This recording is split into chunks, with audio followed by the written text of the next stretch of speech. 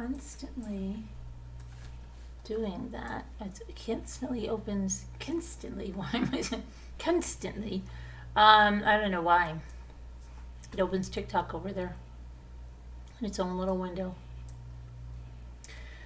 Okay, so we have a lot to talk about. I'm going to see if I can find a picture of Benyamin. Who? Benyamin Ben Michael. And every time I say that, it reminds me of the Arrested Development with George Michael. But did any of you watch Benyamin Ben Michael? When was he arrested? Hang on a minute.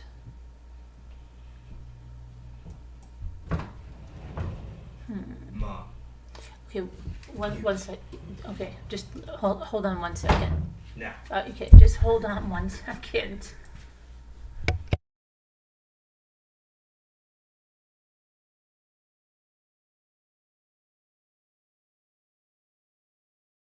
All right, just wait a second. Let me just put something. Are you being to though? I'm going to tell you. I'm going to help you in 1 second. Okay. All right.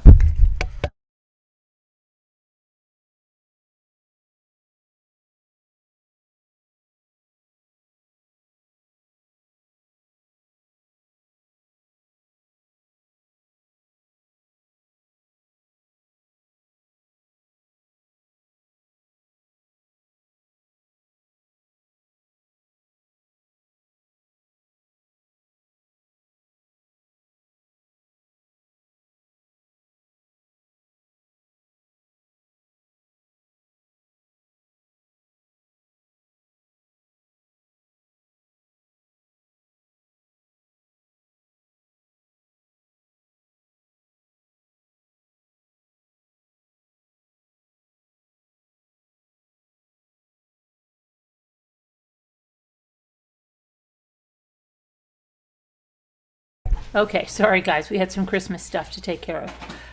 Let's see. So there was bizarre. Benyamin, this is Chloe Driver. How many ounces is your Rambler Yeti? 8. Is it full? You got a big one, Mine's right? 48. 48, 46, I think. 48 ounces. 48? Okay, I think it's 46, but okay. Why'd you wonder that? Oh, because we were talking about Yetis before I went live. Okay. Anyway, Benyamin, it was so bizarre. I didn't even understand. He was standing next to a woman that I don't know who she was. I don't think she was with him because then he was all alone. She definitely didn't look like one of his sister wives. She had a lot of makeup on. She looked stylish and trendy, and he looked like, I'm trying to get a picture to show you what Benyamin looked like. Let me see if I can get his picture from the court.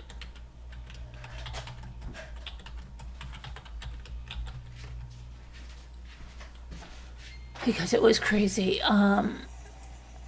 He literally had a white hoodie on, a dress shirt, and a pinstriped suit on. I kid you not.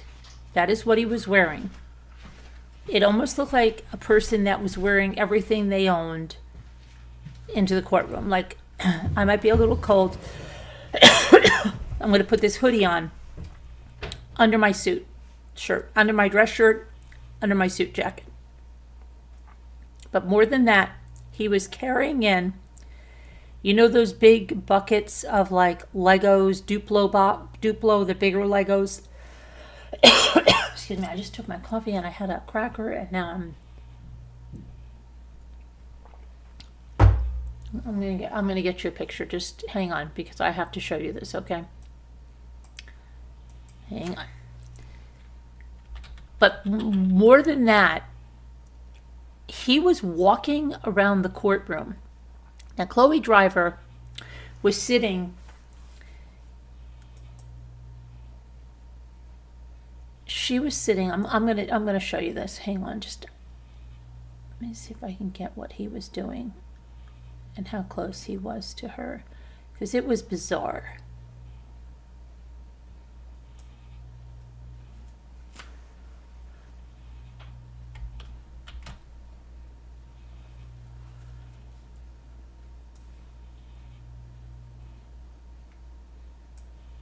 Okay, so just hold tight. I'm going to pull this over. And then I'm going to show you him on the stand.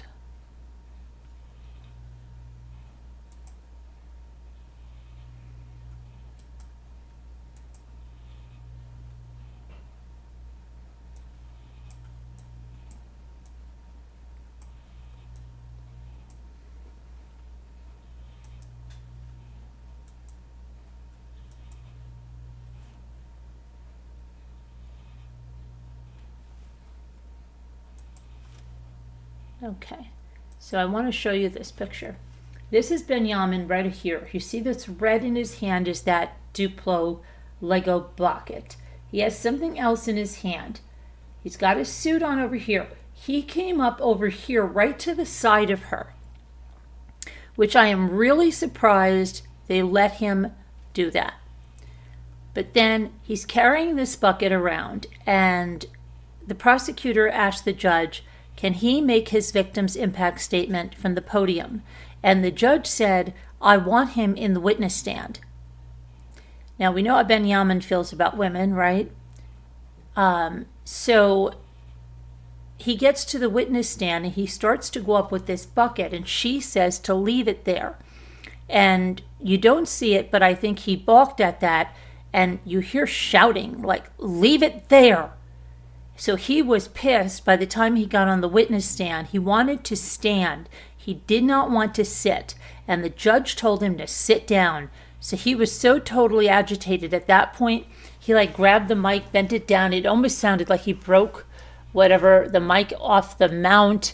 He was really, really agitated when he started. And you can see you could see a lot about this man. But the way he talked about his daughter, that Hannah Nicole, that she was murdered by Chloe Driver, but how that she was, he's saying that she was a forward-facing baby and she just was different. But then as much as he's cajoling over her, he says that she went through this strange-looking phase from, I think he said from age 5 months to 7 months or 8 months, because her features are growing at different, what is the word I'm looking for? Different rates. And he pulls up they pull up a picture and he goes, oh, this is the one the court always uses for the thumbnail. I think she's funny looking here or something. And, it's just he was bizarre. Then he's talking about her pea coat, and he's talking about how he could get her to sleep. So it's really weird because he holds women down, okay, and puts men on a pedestal, yet he was lifting his female daughter up to this altar that she could be anything she wanted, and maybe she'd find these cures for diseases that don't even exist. But in his world, he doesn't want women to do that. So that was totally contradictory of what he was saying, right? Because the women are supposed to be barefoot, pregnant, have the babies in his world and not make decisions. Yet everything he's talking about with his daughter is that she was going to do all of these unbelievable things. And, well, it's true. Her life was taken by the mother. And then Chloe spoke and said, whatever decision you give me, that will be fine. But then the prosecutor spoke and asked because the two choices were life with parole and life without parole. And the prosecution wanted life without parole. And they were saying, and this is the first I heard this, that chirps. Does anybody know what chirps are? I thought she was didn't know how to say tweets, or she was thinking about Twitter, but she said that while we were on, having this trial, and while we were trying to get justice for Hannah Nicole, that Chloe Driver was going back to the jail, and she was getting on phone calls, and she was talking to her boyfriend, and she was having phone sex, and she was pushing out chirps about what size thing she likes, and that she wants to be treated like a rag doll, and she wants this and she wants that. And she was saying, that's not somebody that has remorse. That's not somebody. She didn't even care. She just wanted to have phones. She just kept pushing that phone sex, the prosecutor, while the defense attorney kept saying, to please give her life with parole because it's a minimum of 30 years. She will be 50 years old at a minimum getting out. The judge did tell her it was heinous. The judge told her that a parent that kills their child is like, you can't understand it. It goes against everything. It scares people. But she gave her life with parole. And then Benyamin was the only one that made a victim's impact statement. I'm going to show you. I want to show you him with what he was wearing as well. Hang on, let me just get this. Hold on.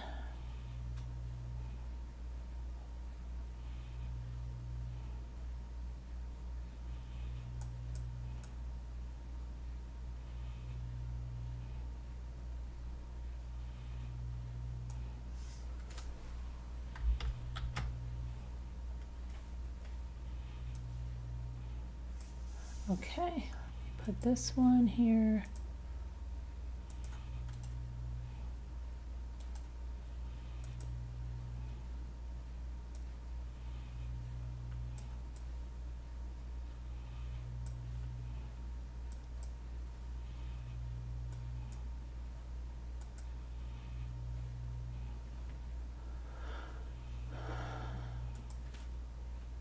Okay. There he is with the hoodie under the suit. I'm going to try to get a better... Then he had these kids' sunglasses too, which were probably the little girls, but he never mentioned them. Though he had the Lego box and he wanted to talk about these little cars, but I think he scared her like out of her mind probably because he was really agitated when he went up there.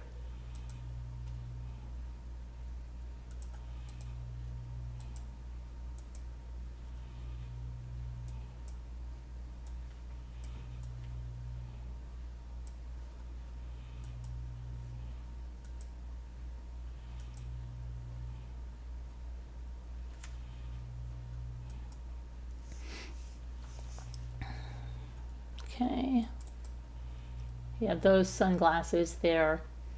And again, the hoodie on under the dress shirt, under the suit, his hair pulled back like that. And just really, you can see the agitation right there. And he just kept looking at her. And I think he was really trying to, I don't know, he looked scary,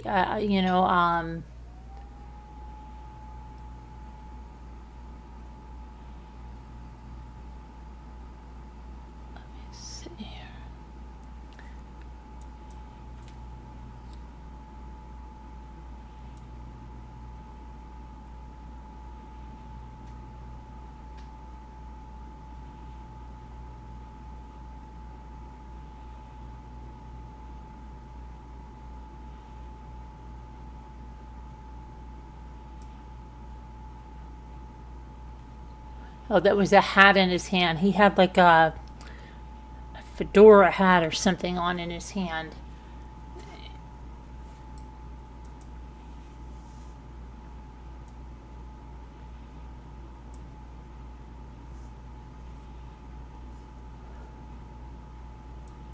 And then like in the rest...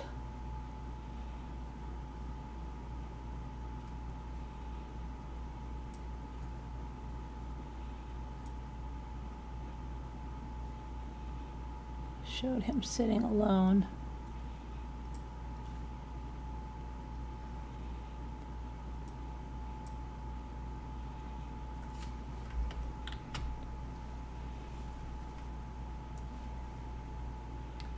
I'll just show you one more because they showed him sitting alone. But that's the, the end of that case. She said she would be okay with whatever the judge decided.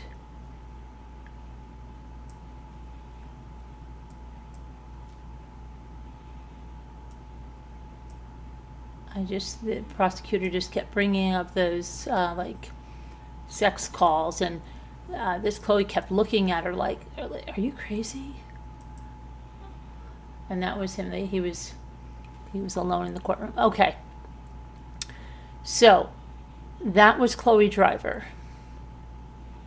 Let me see. It's constantly, if you guys can hear me. Is he wearing a yarmulke? What? No, he's not wearing a yarmulke, but why would a yarmulke be disrespectful? If he wears a yarmulke, that's his religion, but he's not wearing a yarmulke. Okay.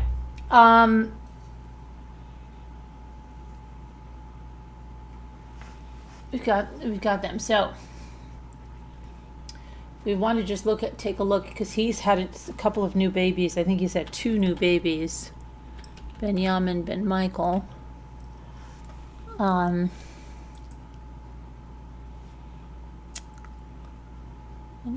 Ben Michael.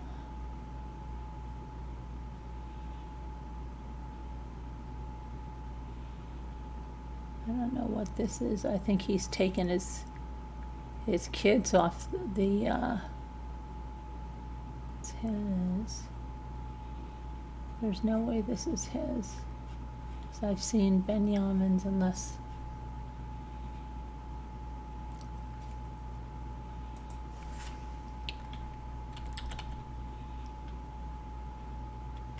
like when he gave his name, he gave like oh, I don't know how many names, like 15. And he was trying to spell them, and when he was spelling his names, he would be like U for useless. Like, and these were like digs, like you could just tell. And one was like a C for catfishing at a hotel or something like that, he said. It was the most bizarre sentencing and victim's impact statement I have ever seen. Yeah, it was highly bizarre. Let's see here.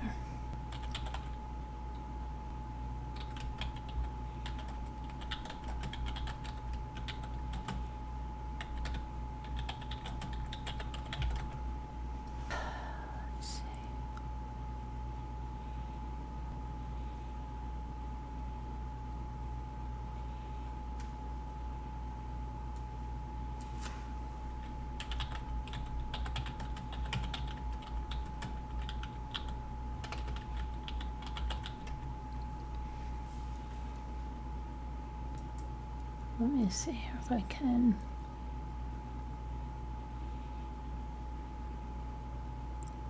I don't think anybody really gave him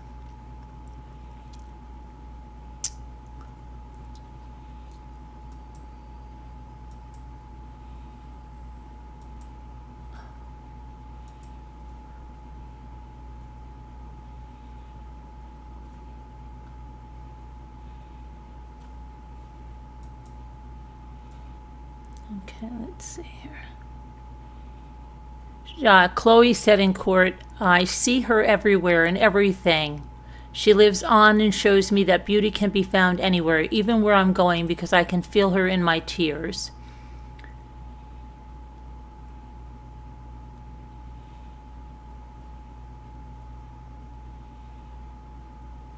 While the defense claimed that Chloe Driver suffered from severe mental health issues as well as endured significant trauma during her relationship with Benyamin Ben Michael, he said he feels little sympathy for her. He said Chloe Alexis Driver wasn't a victim. She believed she could take the life of a baby out of the world.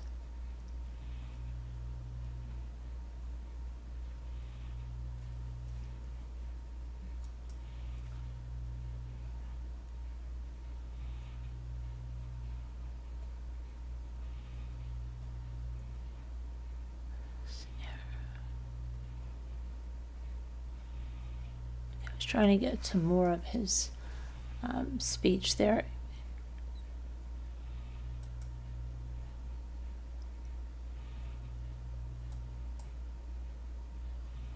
Let me see, I'll give you some more of what he said.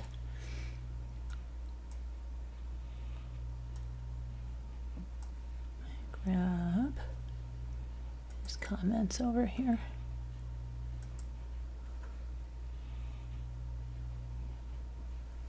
Okay, he's, let's see.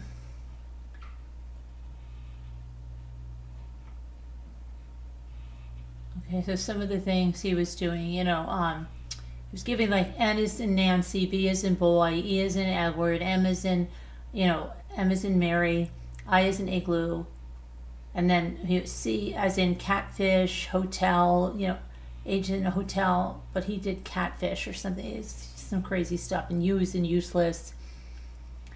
And he said, the prosecutor said, I want you to tell the judge about what Hannah was like. And he said, in 645 days ago, I had the most beautiful living daughter. On Monday, the 5th of December, 2020, she was dressed in a tiny pea coat that was also pea curry yellow, he said. We were at a rest stop in McDowell, North Carolina, and I brought her towards her favorite thing, the arbor, in the middle of the rest stop where the grass was green and the trees were tall. And he wasn't reading, he was saying this, okay?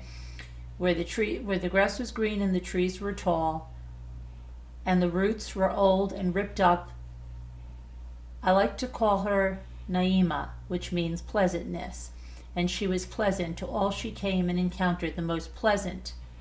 What was her disposition and demeanor? We stood at that tree. She counted every layer of the roots. She was 13 months old. She has had a affinity, I believe you said, for trees since she was a month and a half old. She was sweet. There are babies that are planned. We know what the opposite of that is, but there are babies that are planned. This child was deliberate, intentional, and the mental work of 2.5+ years prior to her 9.5 months in utero and her entrance into this world. They are a very special sister with 3 babies, and by the last one, Alana, we came up with the term, they are forward-facing. Babies and not forward-facing babies. I have an older daughter who's estranged. You heard about her here, named Eiley. She was not a forward-facing baby. Eiley cared about mommy and daddy. Put her head in your armpit, and you were wherever you were, and that was not Hannah Nicole. Hannah Nicole was a forward-facing baby, meaning you carried that baby. She needed to see everybody and smile at them in the room, as if she had almost an innate nature of knowing that she had very limited time. She had to see everything, and she'd let you know that she needed to be turned around if you were not holding her forward-facing. He said, my sister's little Elena was like that. And I learned to hold her that way, that she wanted to be taken around. She wanted to count everything and was looking at the roots that day in her little coat. And she had little curls that came over her hair. And that's my last really strong, close memory of holding my daughter, playing in those roots, those trees. Her disposition was just the sweetest baby. And I'm not just saying that as a biased dad. I've been around a lot of children. She was different. It's like she was hosting everybody she met. We would run. I wanted to bring the little Legos. We would run. We would play. By the time she was 13 months old, she had a real thing for little cars. We chased them around the room together. I'd crawl with her. Beautiful. She was really weird looking. And some babies have this and some babies don't. Between the ages of 4 and 7 months, they get like they're growing. Some things are growing too fast. Some things are growing too slow. But by 13 months old, she was so beautiful. And then they put some of the pictures on, and then he said, this is me and Hannah together. Let me see if I can put that picture up that he said it was him and Hannah together. Hang on.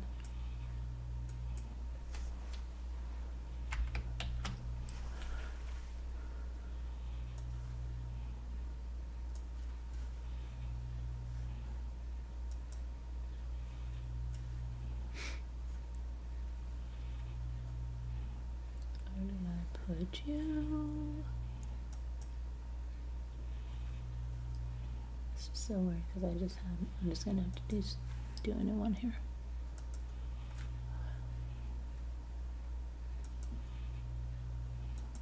I'm just gonna put up the picture that they put up so that you can see that if you didn't watch this, okay?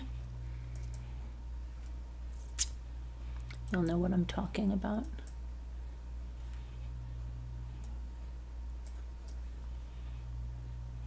This is the picture, the first picture they showed coming up.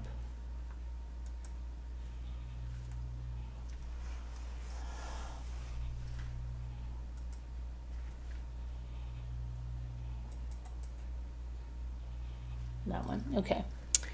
So on that one, he said, we were in a massive floor space for a hotel room like this, and we were just chasing those little cars around all day, these little rep-up cars, so that this would be the second week of August 2020. We were down with my family, as will be depicted more clearly in better photos coming. My brother-in-law, Nathaniel Lewis, and my sister and her 3 children, we were all meeting their cousins. This was May of 2020. And then he shows this quartz sand beach, okay, at Venice Beach. And I'm going to show you that one. Hang on.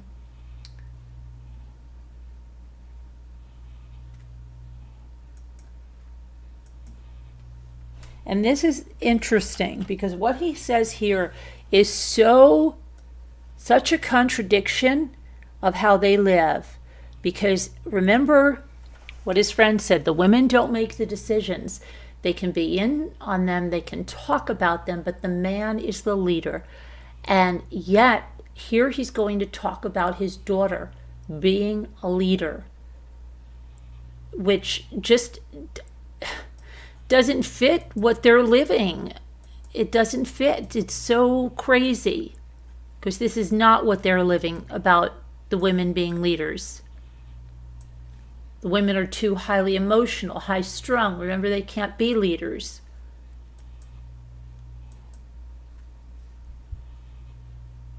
Okay, hold on. I'm going to show you what he said.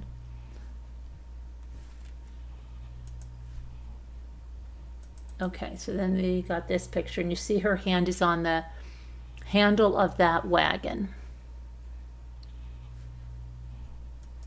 So he said, May of 2020, this was in the court stand of Sesaki, Sarasota, and we were spending a lot of time at Venice Beach, the adjacent smaller beaches, and we would come in her wagon, and you can see what she's doing here. She was not a passive baby. She would grab the handle of the wagon and look at me like it was the most fun thing to do, to get a smile at Daddy, and just to smile look into my eyes and say, I'm leading the wagon. She'd do it every day. She'd take hold of the handle and stare at this wagon. And then they show the next one, which would be him and Chloe and the baby.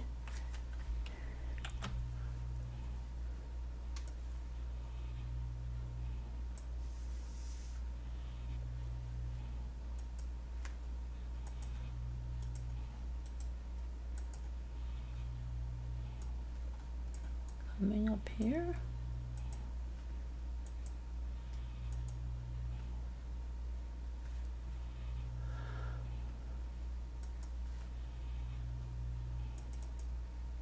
Right there. And he says,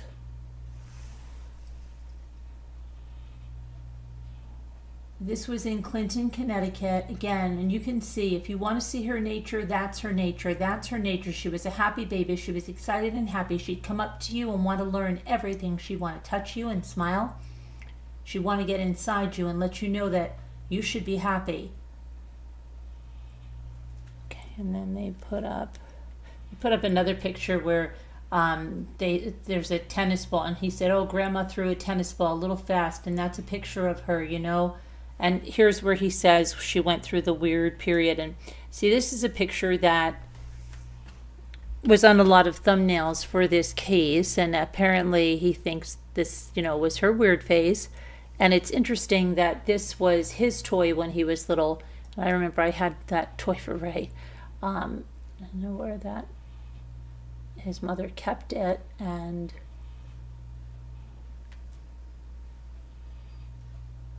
let me see here.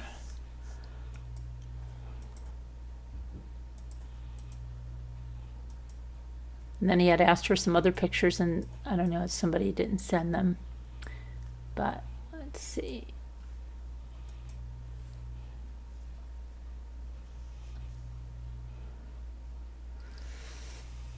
Okay,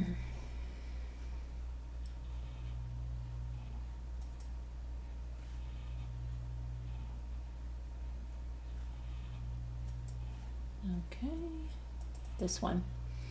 So with that picture, he said, that's a picture that, a little bit of the weirder period where some of the eyes are growing and are growing a little too fast and out of line. And I don't know, this is the preferred thumbnail for the court, but when she was looking a little silly, so that was probably back about April of 2020, and it's in my parents' living room where she would come up to the piano over there. She had this knack, and she would start playing piano. I've been playing piano since I was 3 years old, and I would encompass her and all my music, and she would come in the middle, near the middle C, and she would just start doing things that actually made sense, and she'd look at you and she'd show you that she could have a beat. My older daughter, Eiley, has an immense amount of musical talents, but she could never keep a beat. But she would come up with these things. But Nim, Naima, Hannah Nicole, she could tell you where the beat was. She knew where the beat was. She knew the beat of life. She knew where to enter a room. She knew where to look at you, and she knew where the camera was.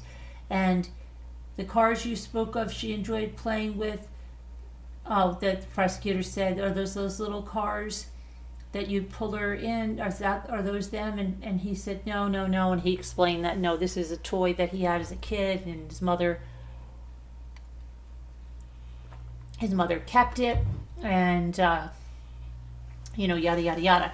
Then he said when she was 12, 11 months old, constant attention, not babies. Some babies, he said, some babies can need constant attention. Not Hannah Nicole. She got in the living room with her stuff. She'd make a story. You could leave her playing there 20 minutes. She'd make up a world. She'd put the dolls she had, things like that. At 11 months old, at 13 months old, she'd be piling cars. She'd be making whole stories and happily playing. And someone comes, smile, goes over, pets the dogs.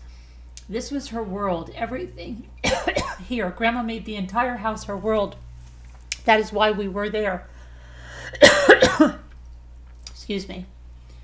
And then she said, please give the potential of the impact when you, and he said, okay, the potential of the impact is when you lose grandma and you lose grandpa and you were not estranged, you have a rich life lived.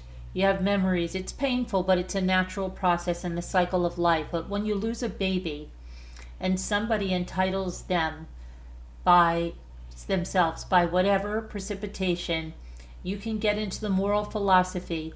If it is okay, not okay, do you own your life? Can you take your life?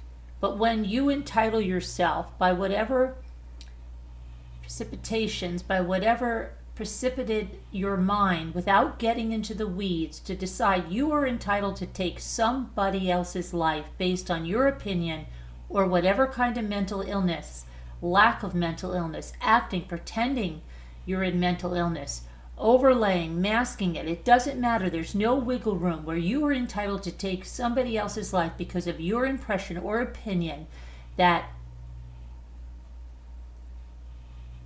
they are there to live life and discover what life is for themselves. The impact of losing Hannah Nicole, driver Ben Michael, cannot be measured. We sat around in the waves of some luxurious beach somewhere for 2.5 years, speaking tenderly to each other, dreaming our daughter before she was born, buying her the highest level, best things, doting on her. Nobody knows. Deanna doesn't know. Jeff doesn't know. Your Honor, you don't know. Nobody knows. She could have grown up and given humanity cures to things we don't even have diseases for. How can you measure the potential? How can you look at a father and say, the image I have of a 5-year-old, of a kindergartner I lost, the potential I lost, the view, the most unplanned child to the most unprepared parents is a travesty and a tragedy of the highest order that parents may never be able to even articulate the pain and loss of now. But now you're talking about a baby who is not just planned, but planned. A baby who was meant to put their best foot forward. A baby who was taught to have a moral and cultural consciousness that would give to humanity whatever she could possibly find as her niche and knack in the world to measure the impact and loss. Privately, I'm a very hard individual. I've lived a very particular life in countries that are not here to get knowledge and find things. I'm not a good role model for initial reactions. In other words, I'm extremely stoic. That doesn't mean there wasn't 13 months after and every private moment when I screeched like a frightened 7-year-old girl, where I sat for 3 months in a van just screaming and screaming and screaming that this woman believed that she was entitled to take my daughter's life out of this world because she stopped believing in having a moral consciousness and the duty to help humanity, because she believed the girls who are with us, not that she didn't believe in polygamy, not that she didn't believe the girls who were with us, she believed that they were second class. She believed she put in more energy and people did not reciprocate to her. And she quit around June 3rd, 2020, and she planned Hannah's death because she planned to exit the world and take her daughter with her. She may have even abused her and felt that there was some issue on a phone call between taking the girls to Connecticut when she said, if you don't get your arse back down here to the south as quickly as you possibly can, I will throw this baby on the floor because I'm tired of her screaming and I can't get her to go to sleep the way you do, which was a beautiful segue that I love spending time with my daughter, putting her to sleep. It was like my job to put her against my heart.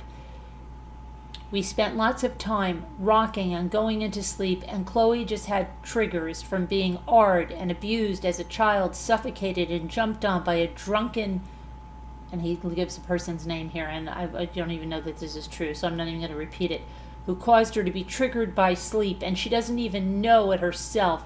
I apologize, I'm very emotional. I understand the purpose of the hearing is hearing about Hannah and the life of Hannah, and this is the impact on me. You can tell the court that whatever you have any feelings with regard to nothing that actually happened to her would ever change her. I don't know that no sentence, maximum sentence, could ever get through to her in a way that she won't build a new identity, a new mask, change who she is, manipulate the next party. Chloe Alexis Driver wasn't a victim. She had the most power in our group. It was called her fits. I don't know what kind of sentence would help her. I mean, the inclination is, say, death penalty maximum. She believed she could take the life of a baby out of this world, a baby, any baby, and this beautiful baby who had this much potential to help the world and impact the camp, nearly unlimited potential. Can we see then he wanted the other pictures, and they didn't have them. And after that, he just said nothing further, and then that was with him. That was it with him. And let's see.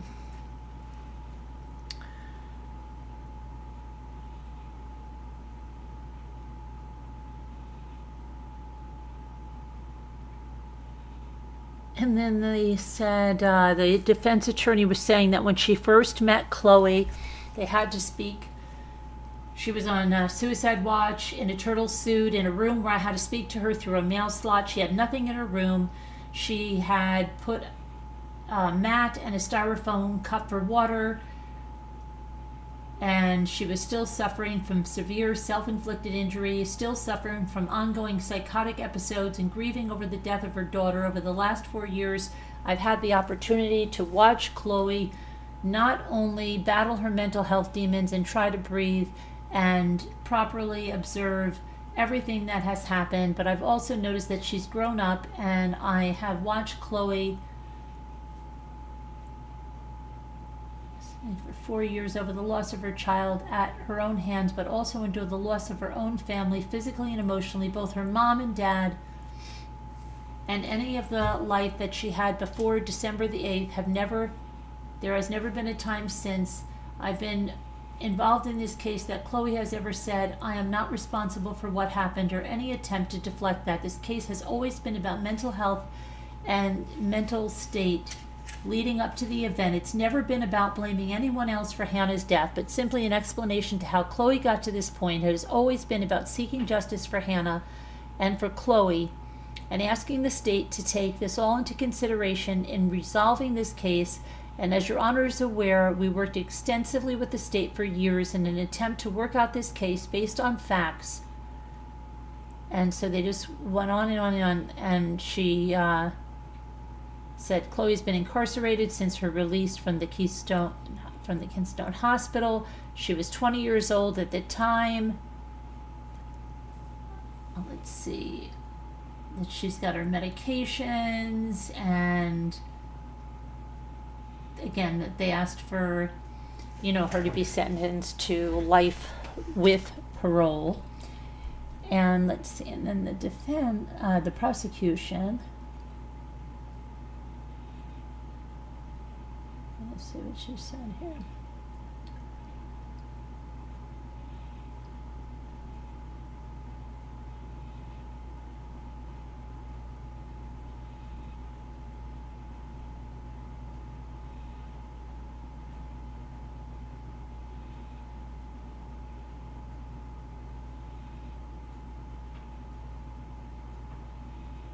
And then the judge, I'm going to get to the judge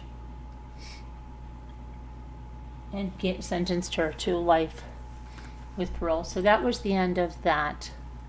Let me see what you guys, if anybody's saying anything in here before we move on. Okay, so what about the first child who the cult leader, he's estranged. That woman got away, Slam or Ann, and that he's estranged. He seemed to love his daughter, little lady, but it was very contradictory to how he says about women, right? Absolutely. Okay. Hi, Christine. Okay, so let me go to the next. We're going to talk about Donna Adelson for a minute, okay? Let me get a graphic up here for Donna.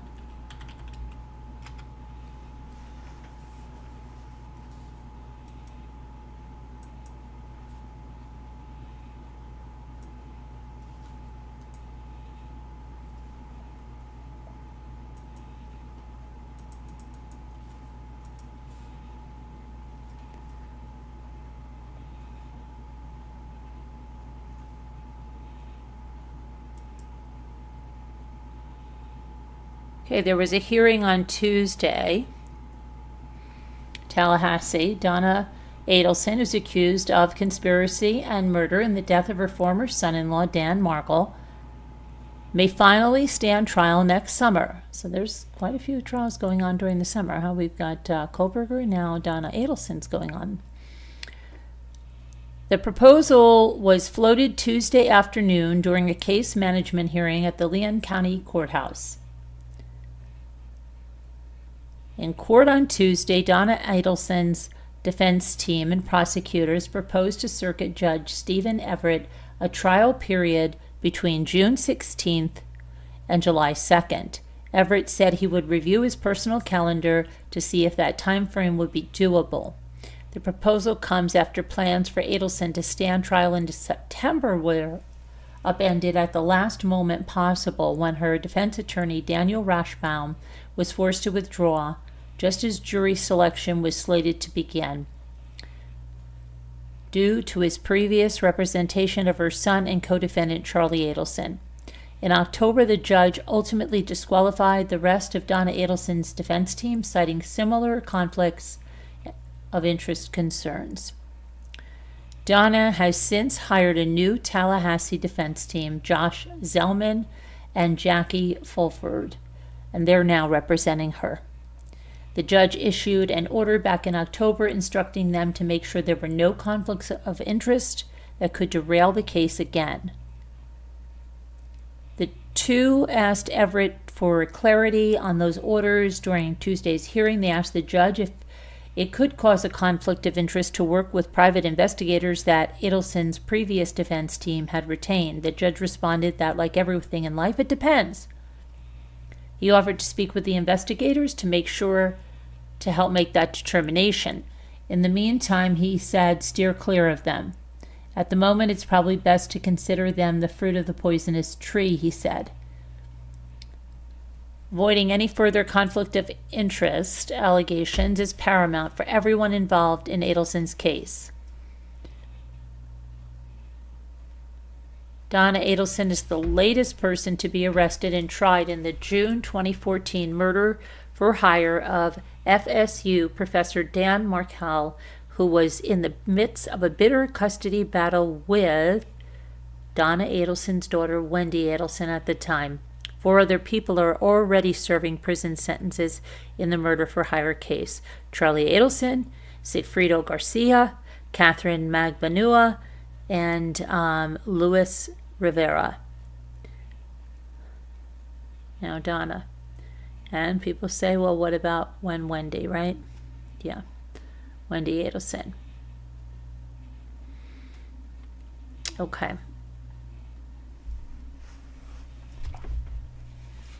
So next. Let's take a look at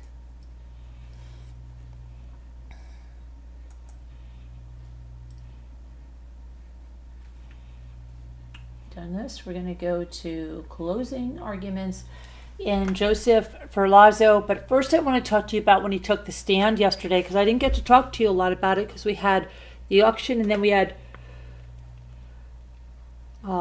Sarah Boone's letter, and then we had the calls from December of 2024, and I'm still working with the sheriff's office. This is the most inept, oh my gosh.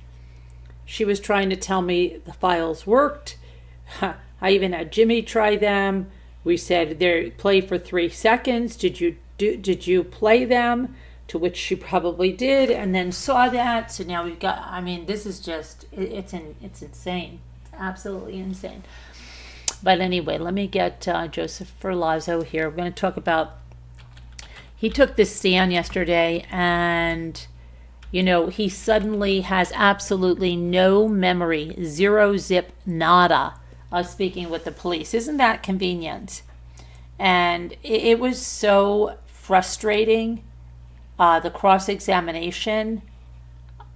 He was just ridiculous. He kept just saying in the video, because I don't have, I don't have any memory. I don't have any memory. I could tell you what I saw in the video. And she's like, this was not the first time you saw that video. Oh, right. I've seen that before. He was just being such a jerk. Okay. Let's see. I don't think there'll be any problem with the jury finding him guilty, but the judge had to leave at 6 o'clock today. And so they had a question. They wanted to see something, and the judge was like, oh, that could take a long time, so just come back tomorrow. I think tomorrow they're going to return a guilty verdict, and that's going to be that. I don't see how they could come back with anything but.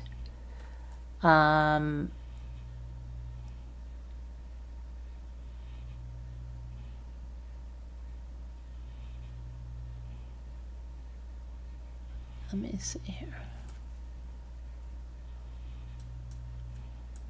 this is who we're talking about. This is, Emily was 20 years younger than him. This is their van, and this is the guy that's on trial, right? Parents already won a $1.5 million wrongful death suit.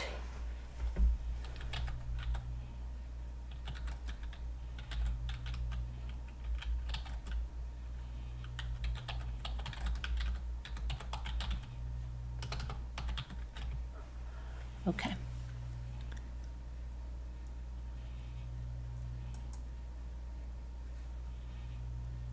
So he has pled not guilty to first-degree murder charge. He took his own, he took the stand in his own defense.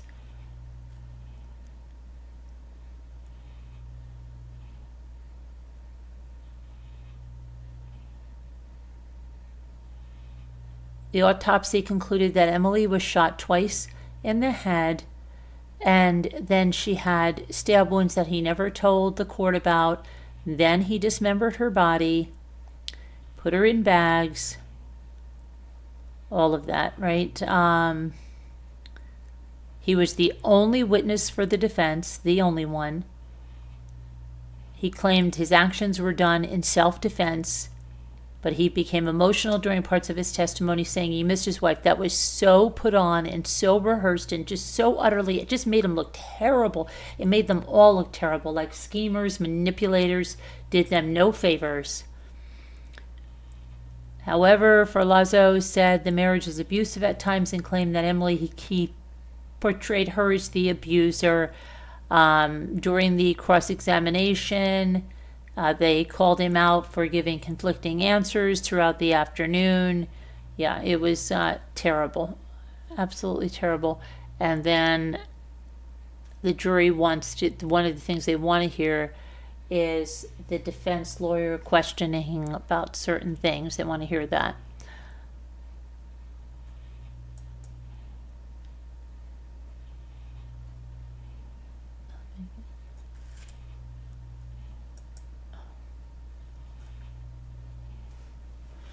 Prosecutor Sarah George used a large timer on a screen to emphasize the time that Joseph Ferlazzo took to stew and plan to kill his wife.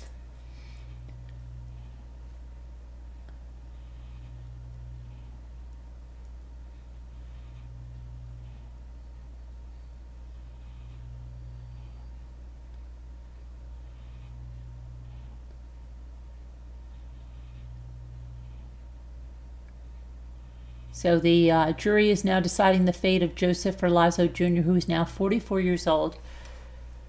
Defense attorney Margaret Janisch told the jury during her closing arguments that her client shot his wife in self-defense and that he has a hard time remembering what happened on the night of the murder. She attributed his loss of memory to being sleep deprived. Yep, please, come on. She said that Ferlazzo had been physically and verbally abused immediately after the two married in October of 2020. She said this case is not easy, and the biggest decision you must decide is whether Ferlazzo is lying now. And that's an easy one, yes. The state attorney, Sarah George, reiterated to the jury that there was premeditation and forethought. Joseph Ferlazzo Jr. sat for 5 minutes after he and his wife argued. He then picked up his Glock, jumped on top of his wife, held the throw pillow over her face, fired 2 shots into the left side of her head. Prosecutors say Emily was not a threat to her husband and that he had never told investigators that he was being abused or that he shot his wife in self-defense until he testified at his murder trial. And that's why he said, I don't remember speaking to the police. I have no memory of that. None. No memory at all.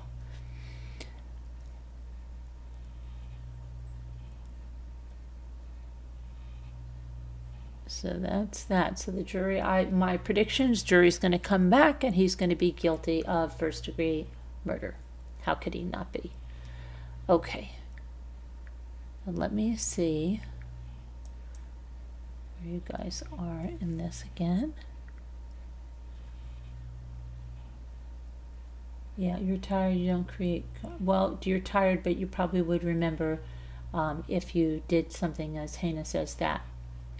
That was the worst performance of taking the stand that I ever saw. I know, right, Slam? That was so crazy. Like, you could just see him with the lawyer, and she would say, okay, now when you get on the stand, I'm going to be questioning you. And somewhere in that questioning, I want you to look a little bit distraught.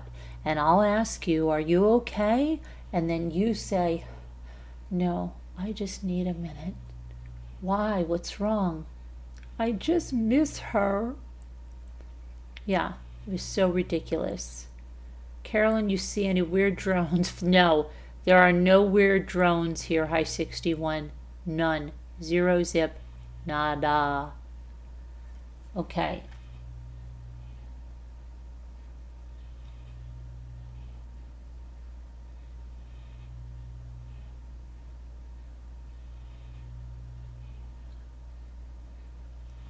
Oh, let's see here. What else? Father's a bit strange.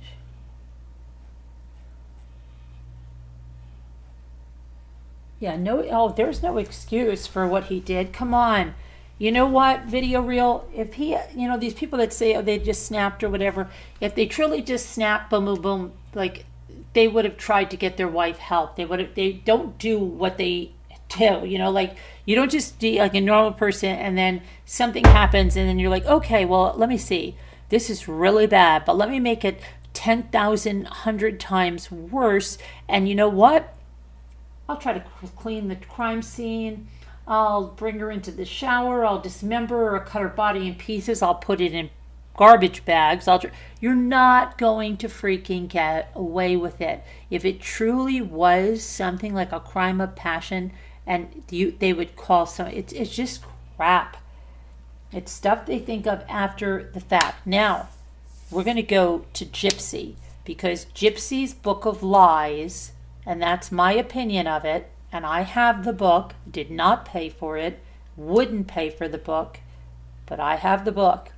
Now, it is horrendous. She said she wants her child to read this book. Do you even know what is in this book? Horrendousness. Hang on a moment. Let me just get a different... She's having a book signing tomorrow.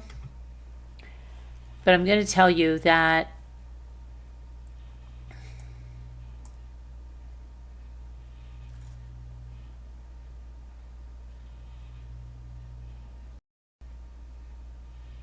her saying her husband's D is fire haunts her to this day. She was on a recent episode of Radio Andy Cohen's Live, and he asked her if she regretted saying that comment. We're going to talk about that. Let me just we have a lot to talk about with Gypsy Rose, including her book signing tomorrow.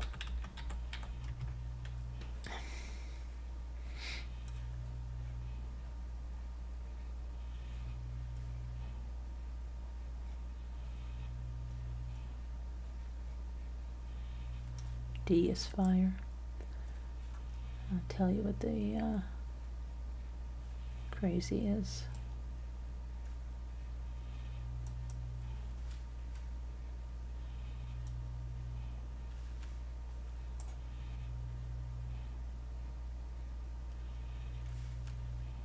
Okay.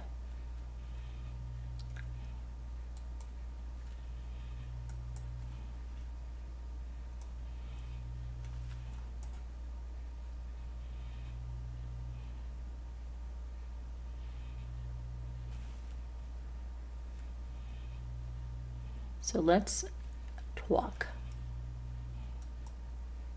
So she's making the circuit. She's going on podcast. She's on podcast. Today she was on one other podcast, Barely Famous or something, I think it's called, and she admitted she had used a baby bottle until she was an adult. So Andy Cohen asked her about that comment on her Instagram post that included, "They're jealous because you're rocking my world every night." Yeah, I said it. The D is fire. She said, "I regret it for the simple fact that it haunts me to this day. That just needs to go away."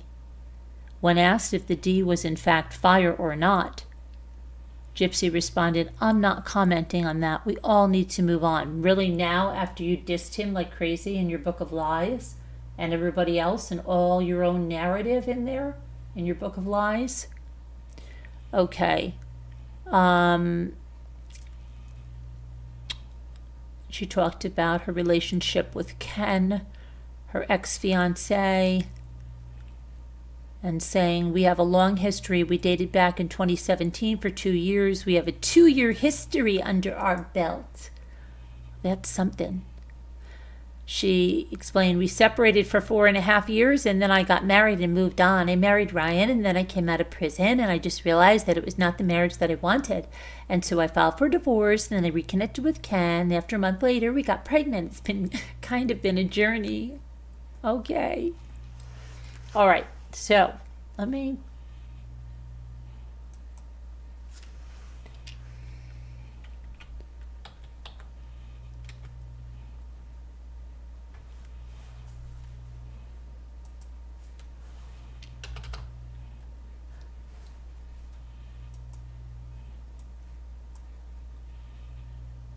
So let me clarify before some lunatic has something to say. I said I didn't pay for Gypsy's book. I want to clarify that that doesn't mean I stole Gypsy's book. That doesn't mean that at all. It means that I have it. Maybe I was given it. Maybe someone gave it to me. Maybe someone sent it to me. Whatever. I have the book. I didn't steal the book. Okay. So.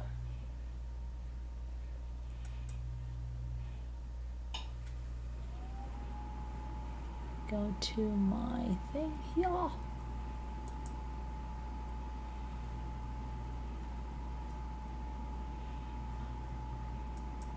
couple of things I want to talk about right off the bat, right off the freaking bat.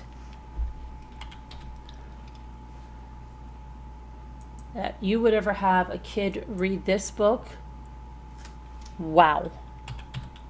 You better start ripping out some chapters, Missy.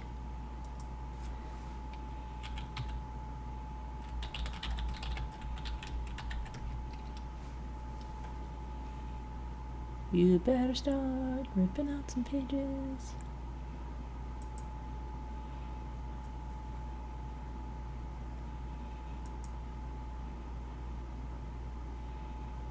Okay, so Gypsy's book, which you can go to this Louisiana bookstore. Apparently she's going to go and, but there's so many lies about her with Nick, okay? So we've all heard in the interrogation that they met on a Christian datingforfree.com website. She said creating her profile gave her freedom. What kind of freedom? The freedom to create something real and let go of her false persona. So she said that she dressed the way that she would if she had grown up normal. She was wearing a brown wig because her hair would have been brown if her mother didn't shave it off, and she wore a prom dress that her mom got on clearance, and she laid across the couch and posed with a rose. She said she loved having her body, her breast, her hips. She was finding herself and feeling really good. But then she says, that came to a screeching halt when I got matched with a boy named Nick who winked at me. Here she is. So she is going to blame this on Nick. She is blaming everything on him. Okay? Here she was, sprawled out on the couch in a clearance prom dress with a rose, loving her body, with a brown wig. And then what happened? I had to get matched with someone that winked at me.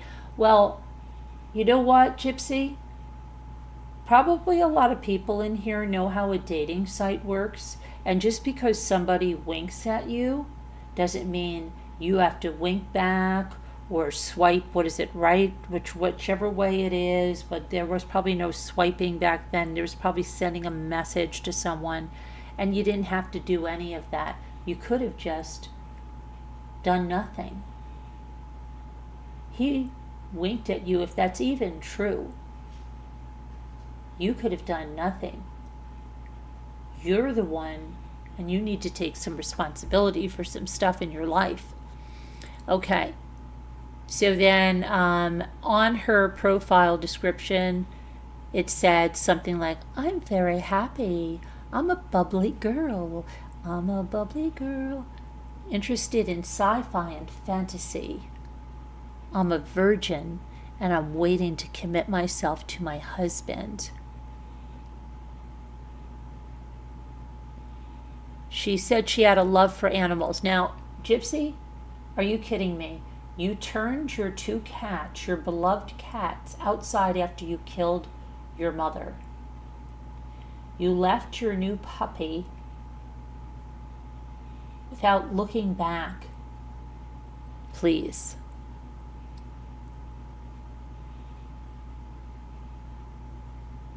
So it's funny that she says the BDSM stuff made her cringe. And I 100% believe that this is Gypsy rewriting history, because everybody knows she introduced all of these guys to BDSM and she loved it.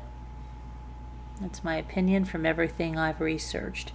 So now with her rewriting it, it's because of all the flack. It's because of her lying about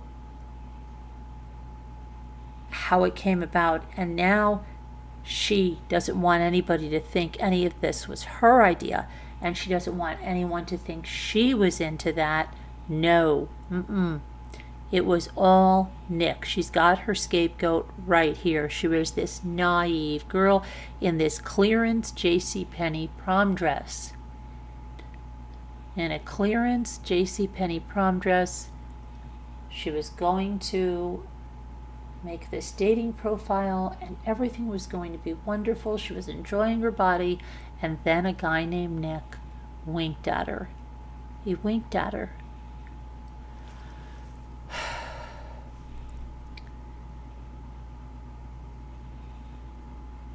She said she was a butterfly. And like I said, this stuff cringed. But she says it wasn't long before he brought her a sex toy from Japan that he had sent to her. And of course ordered her. Remember? But we saw the lies. We saw the lies in her interrogation. Everybody ordered her to do these things. Ordered her. And that's not true because we saw their messages. But in here again, and she even says it in the beginning of the book, that these are, this is going to be her memories, whatever she wants to be true, okay? And then other things that she asked people and things that they told her.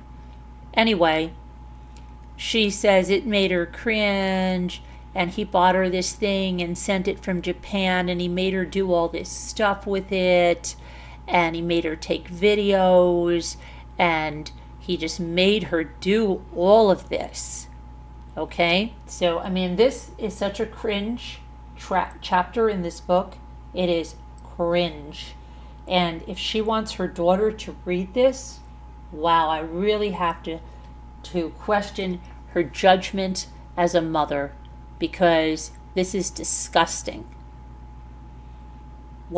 How she wrote in here, and being that it's her mother wanting her to read this, it's disgusting. Do you want to read that kind of stuff about, who the heck? It's gross. What's going on? Why is my thing are we still okay? Because it looks like, can you guys still hear me? Looks like my chat stopped. I'm just going to refresh my page here just to make sure. I want to make sure we're okay. Hi, Nora. because I don't want to go on and on and on and on and on, and then we're not broadcasting.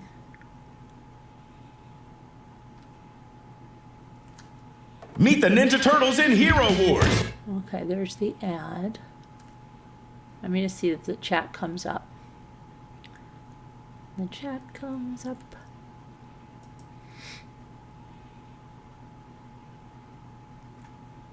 Okay, you can hear me good. Everything's good. So it's gross. It's absolutely gross. But I want to also let you know, do you tell me what you think of this? This is another thing that I was just ugh.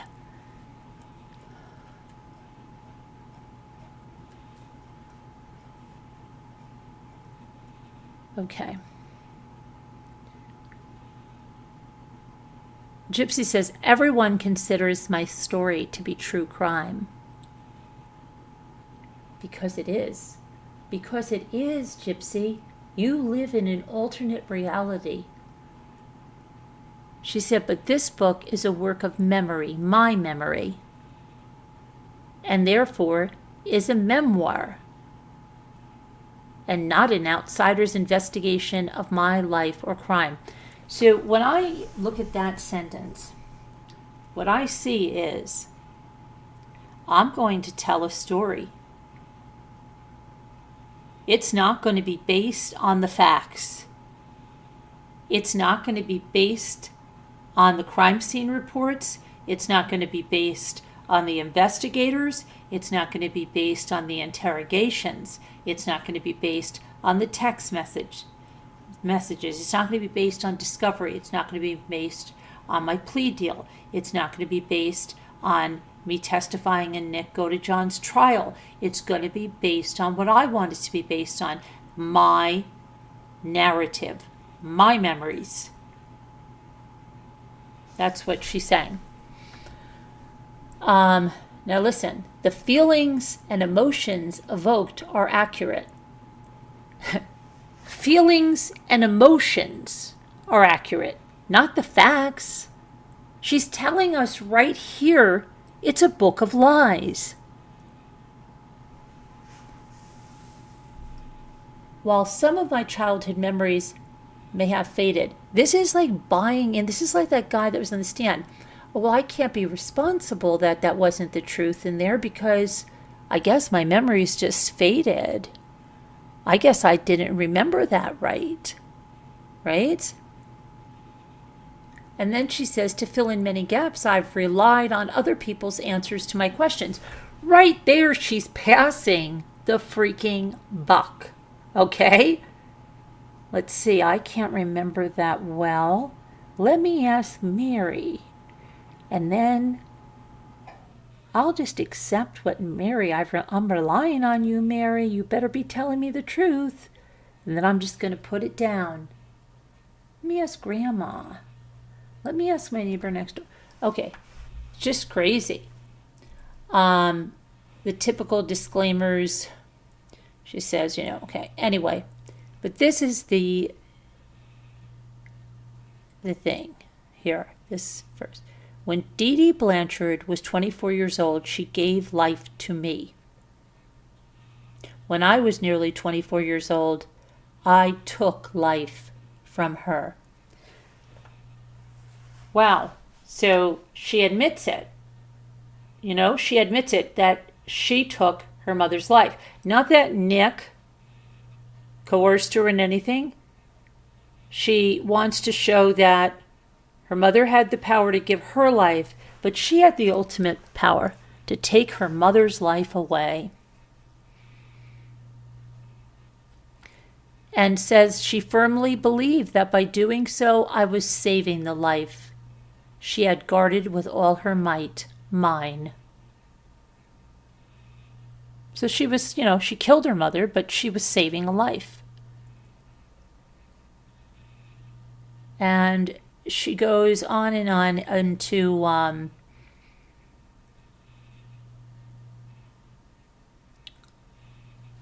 this book follows, like, she kind of disses her mother in here a lot. This is almost everybody in here. Her father wasn't present at her birth.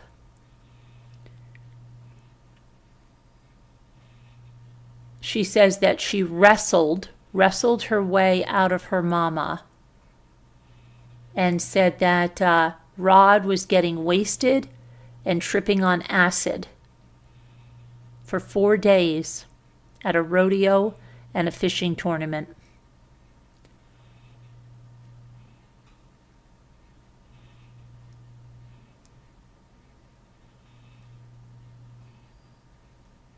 She said her dad gave them financial support, but let's face it, he was still a kid.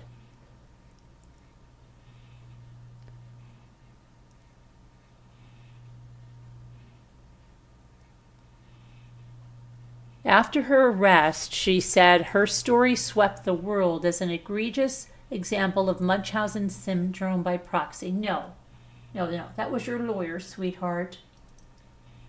My goodness. Okay.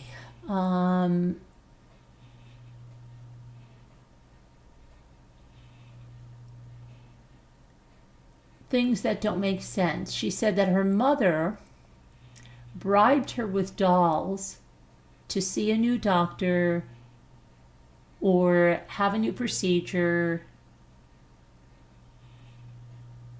But why would she have to do that if she had Munchausen's?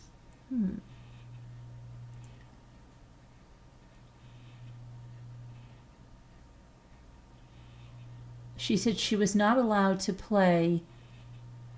Her mother preferred that she not play with Barbie dolls. She didn't want her to see the anatomy. Well, you know what, Gypsy? Barbie dolls really are not anatomically correct. So what are you seeing, really? Didn't want you to see what anatomy? Really, Gypsy? Oh my gosh. This is crazy.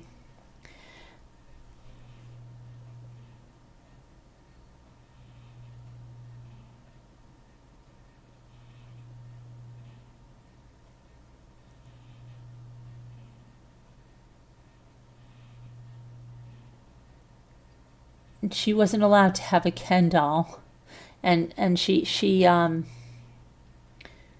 says that maybe if she had a Ken doll, she could say certain things happened to her.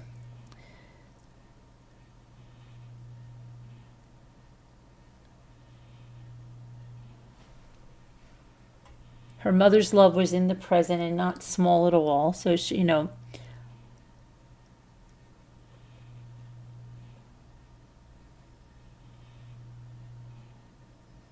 said her mother warned her to stay away from men. And then she talks about, I'm not even going to get into the essay because I don't, that's all I'll say about that.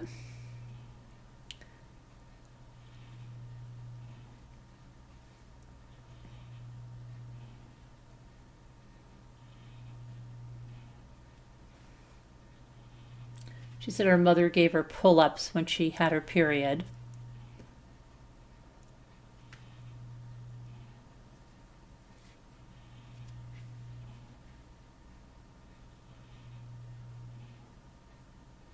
And she lies throughout this whole thing about Munchausen's by proxy.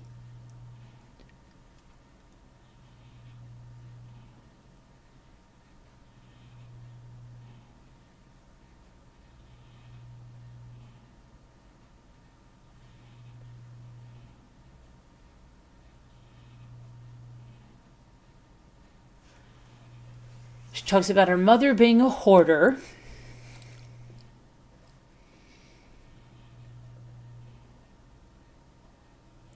She said they went to a lot of yard sales and bought crap just to buy it, like game consoles, souvenirs from other people's vacations, and even furniture they didn't need.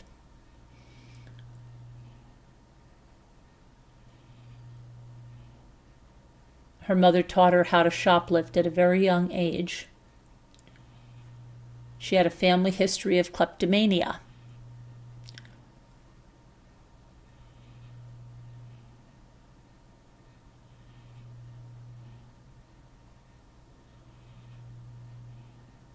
She talks about the Hobby Lobby incident.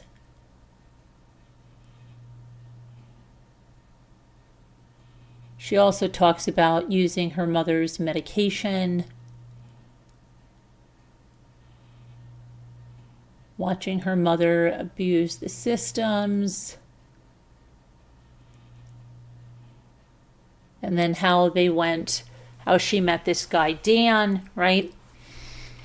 She received a Facebook message and his friend request that he was the drunk guy that bumped into the wheelchair at the Vision Con the month before. Dan was much older than me, in his 30s, but she said when she was the real age of 19, she couldn't turn off the need for a man, any man, in her life. And she started secret MySpace pages and then a secret Facebook account.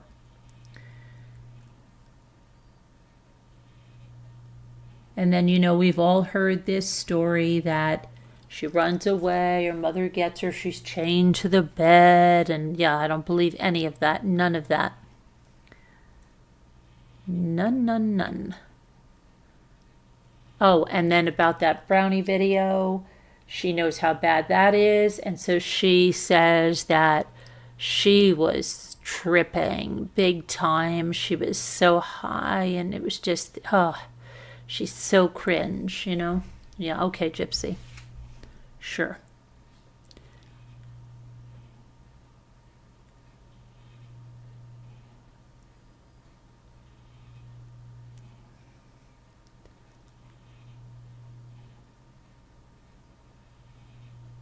Oh, about their, this first time with Nick in the bathroom movie theater, right? So it's very funny because we've heard like they just did it in there, right?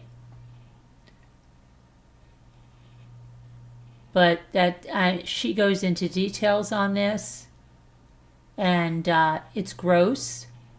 And she was wearing a diaper. She was wearing a diaper.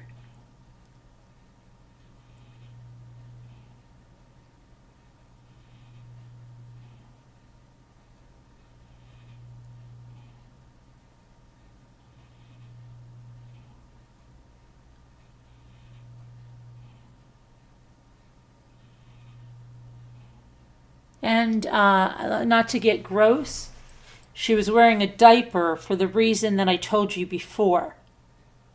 So she said when he saw that, he lost all interest. Okay, let's put it that way. And she was trying to get him to become aroused again, but there was nothing she could do to help him unsee this thing. So that is a lie. Okay? They were unable to do anything. They were unable to do anything that day. And for how long has she said that she went into that bathroom and they did the deed there, right? She's a liar because it didn't happen. She just lies. Lies.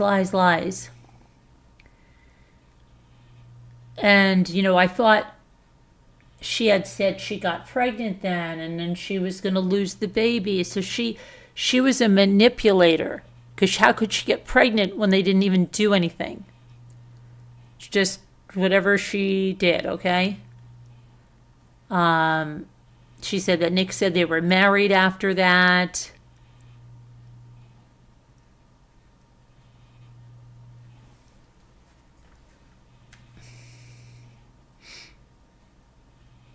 Gross. She said that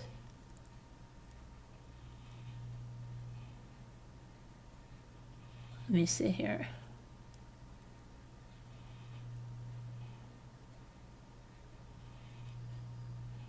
How did she think? Oh, she says this, which I don't believe any of this happened, okay?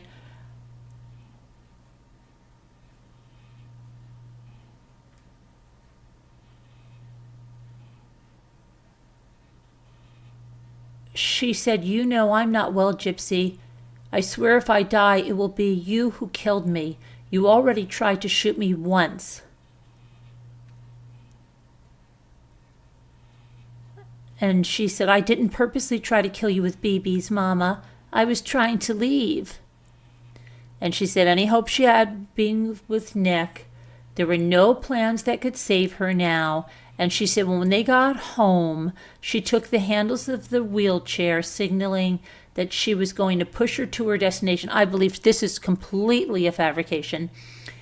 And she didn't march her up the wheelchair ramp, but she marched her around the house and into the backyard. And she's saying, I'm sorry, Mama, I'll be good. This is so fake. Sorry.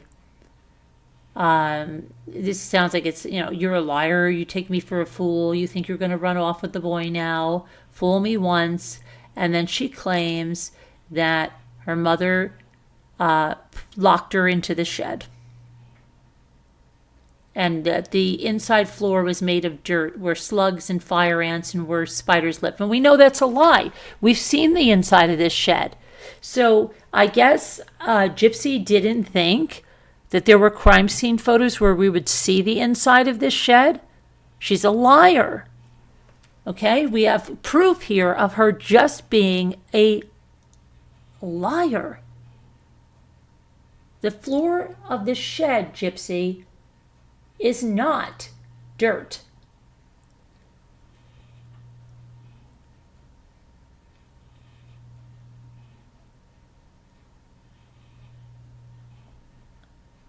Let's see.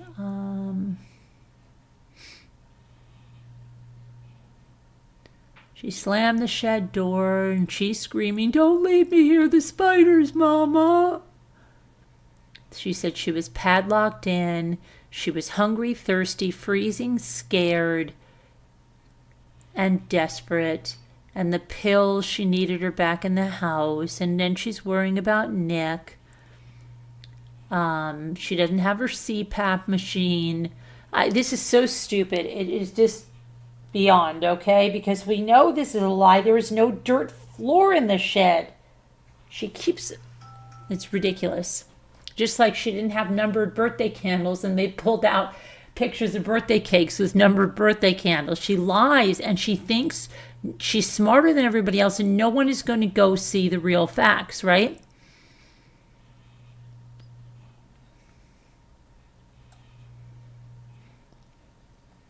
So she said there were bags in the shed. She ripped them open and got warm clothes and finally fell asleep. And then she dreamt of Dad and Christy. And then she goes in this whole thing. It's just crazy. Please.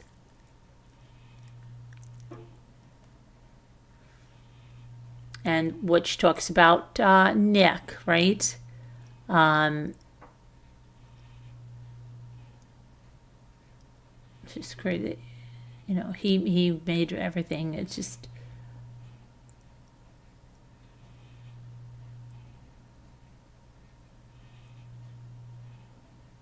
See what she says about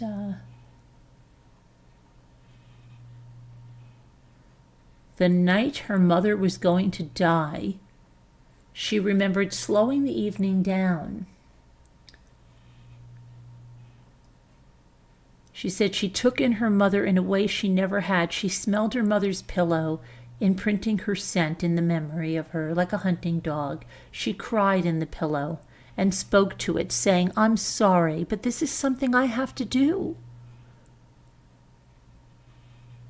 She said she went up to her in the kitchen in the wheelchair and she hugged her, and her mother turned around and said, "I love you too, but I'm not dead yet." And then she wondered, was she reading my mind? She doesn't say what she said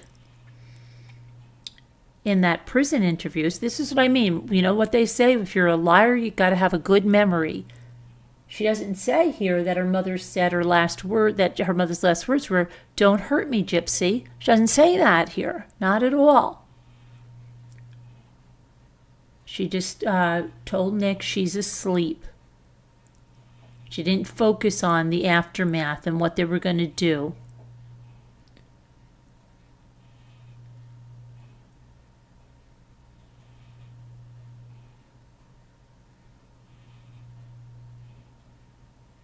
She took all the pictures off the wall, put them in trash bags, and took them out to the garbage curb.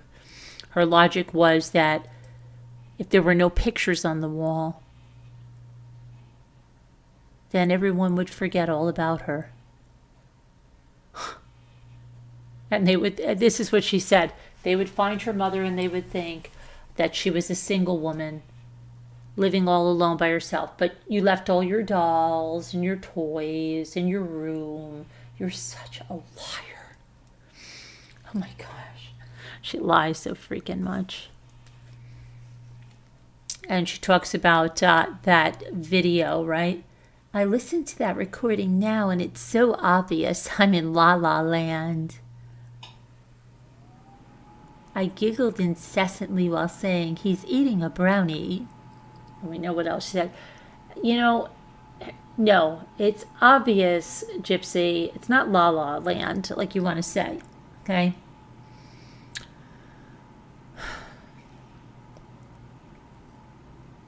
She was at the Waffle House. She wasn't used to eating or drinking, and the drugs made her nauseous, so she doubled over in pain, and they had to go back to the room and lie down.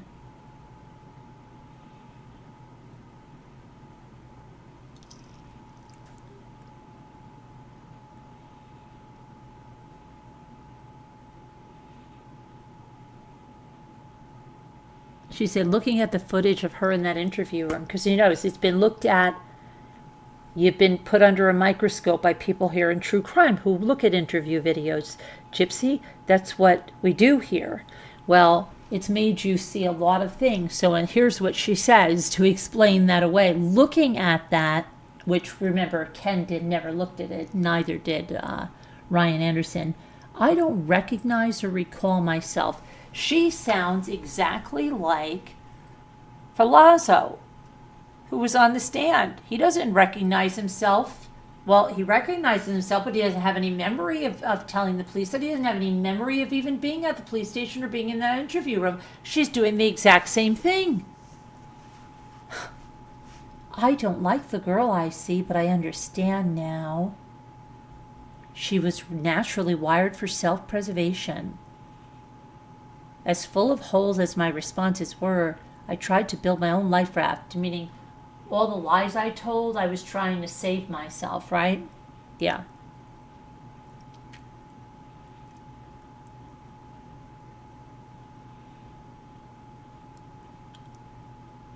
She said the seasoned detectives knew soon enough we'd implode as we moved facts around like chess pieces.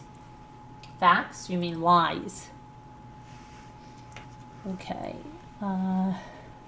She talked about the Hancock investigator that spoke in metaphors, something like this is your chance to write your own story, you're the pen.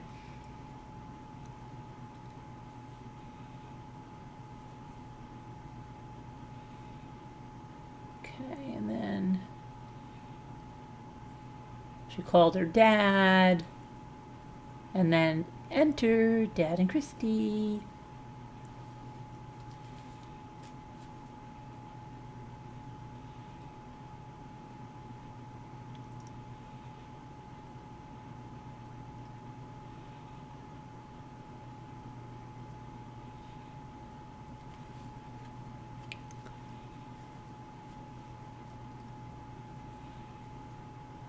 There was no money for a funeral for the mother. Dee Dee was cremated to save her ashes from being discarded. Mama's sister, Aunt Claudia, paid for the ashes to be sent to her.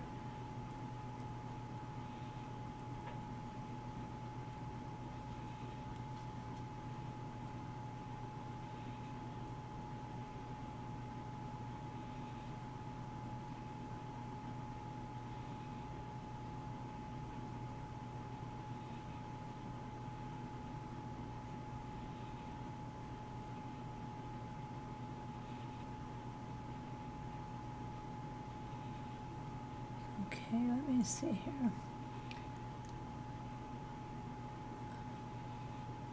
I want to see if she tells that lie that the ashes were down the toilet, because that's a lie.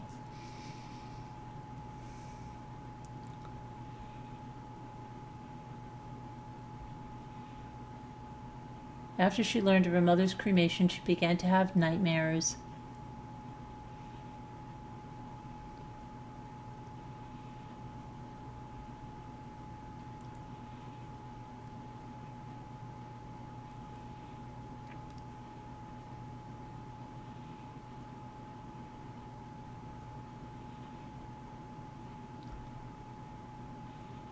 She said Chillicothe felt like a playground compared to the Greene County Jail, right? And then she wrote a letter to her mother. Mother, I am now 28 years old and in prison for my part in your murder, and although I can never justify my crime, nor can any letter or apology give back the life that was taken,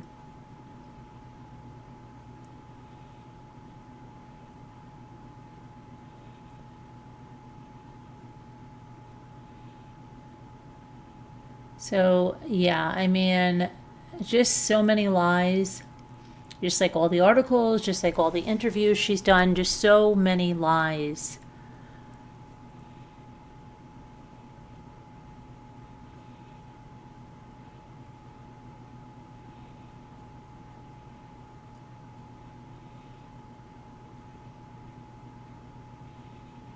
Let's see.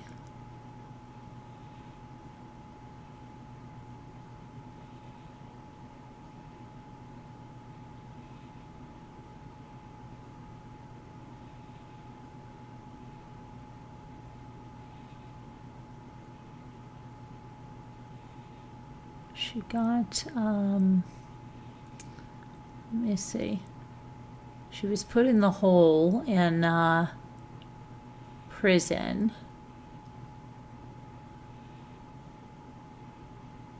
because of one of Ryan's visits. Could it have been because of that? I don't know. Let me see what she was put in there for.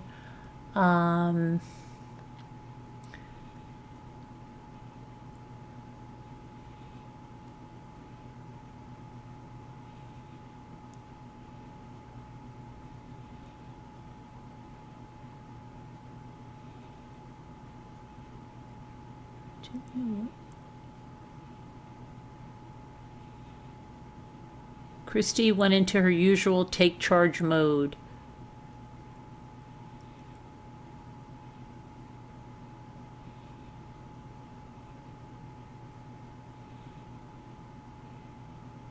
And then she talks about the scene that we saw in Lifetime where they didn't want her to stay there. Remember the parole officer, and she had the crying jag, right? Yeah.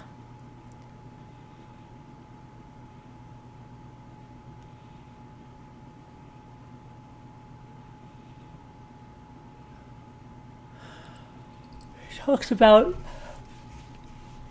listen to this, she knew she was pregnant on June 10th because she knew she was pregnant because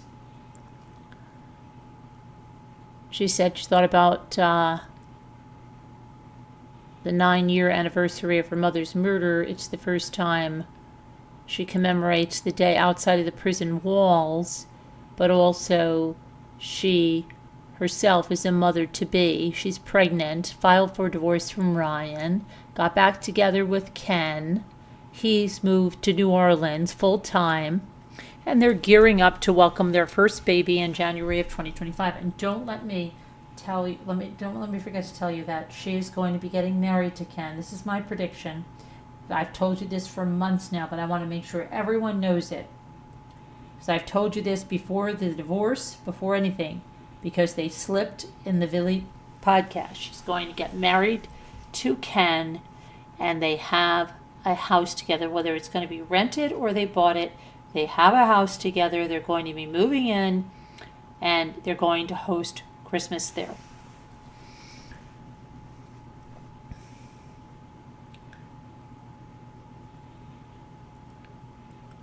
She feels like people keep trying to put her in a box. Either she's a victim or a murderer, but she's not a hero. But she says she's not a villain either. She doesn't think there's any villain in this story.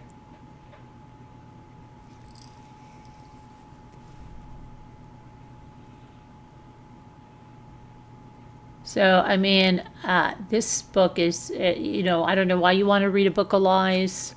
That's my opinion. I'm entitled to it. And do you want to read a book of lies? Anybody? Hi, UHP. How are you? Hi, Jen Grill. Hi, Judy. How are you?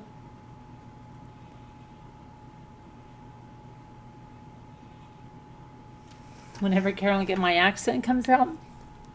Yeah? I don't know. She infuriates me, that's all. Because she lies so much. And, murder's not the answer to your problems. Murder is not the answer.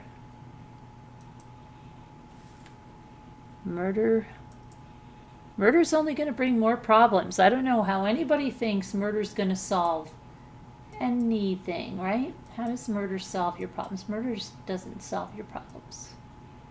Sorry, it doesn't.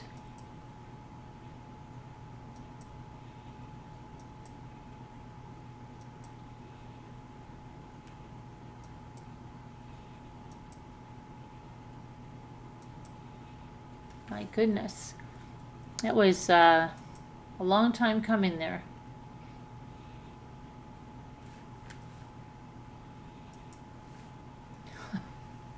Isn't it? Wow. Okay, so we're going to play word cookies. I've got a lot of work to do. Oh, let me tell you something, guys. I have a giveaway on my blog, but it's going to end. It's going to end in about 11 hours. Okay, and I had to do some blog work today. I had 2 sponsors I was working with that I had to get stuff done for. Then I had to get orders out. Kimmy, your order went out today. Elle, yours is going out tomorrow. Bucky Ann, your gift from Elle is going out tomorrow. Tina, yours went out today. I have sent through a lot of requests for payment. There's a lot of orders that have went out already. Scooter, your order went out. If you're here, I sent you a request. I actually sent you to 2 emails since we can never connect up. And of course, you don't pay each one. You just do it once. Oh, and what else did I have to say? And trying to think here. Tomorrow, Ruffles, you and I have to get together. I want to do some baking. Maybe have a craft night tomorrow. I don't know. I've got a lot of stuff to get done. It's going to be a busy weekend. I want to get my tree up. Trees, I should say. A lot. I've got to get some shopping done this weekend, and I have to. A lot of stuff. And then we have friends of ours that want to go do something this weekend, maybe go away. And I'm saying I think it would be better between Christmas and New Year's. So we'll see what's going on. Let's see now. We don't.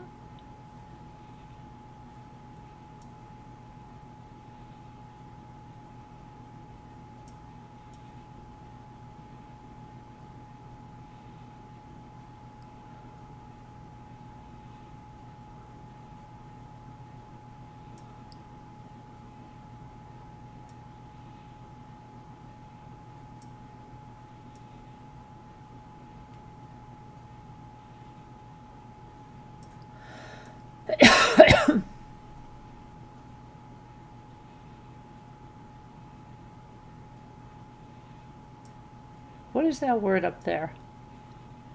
What's that word up there before we go to the daily?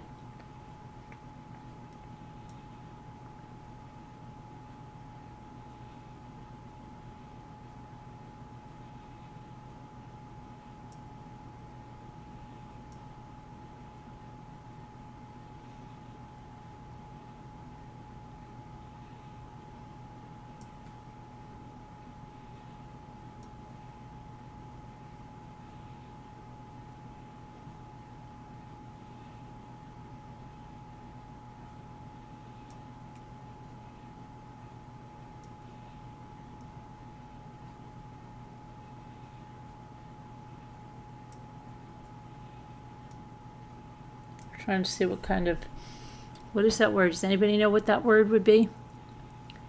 Hugs, Carolyn. Yeah, hugs, Judy. Good to see you. Good to see you, Judy. I hope Linda Uribe, I hope you're all right. Annie B, I hope you're all right. Leslie Romani, I hope you're all right. So many of you. Farm wife.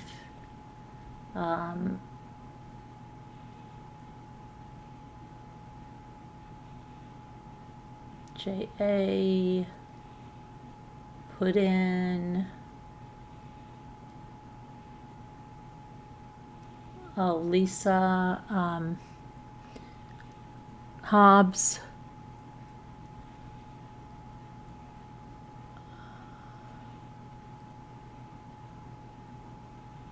Jeanette.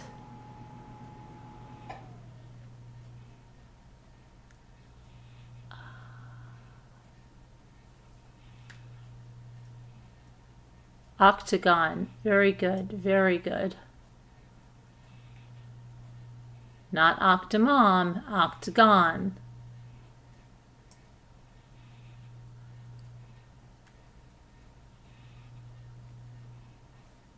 Okay, so now we can do the daily puzzle. We have to do a couple of dailies because we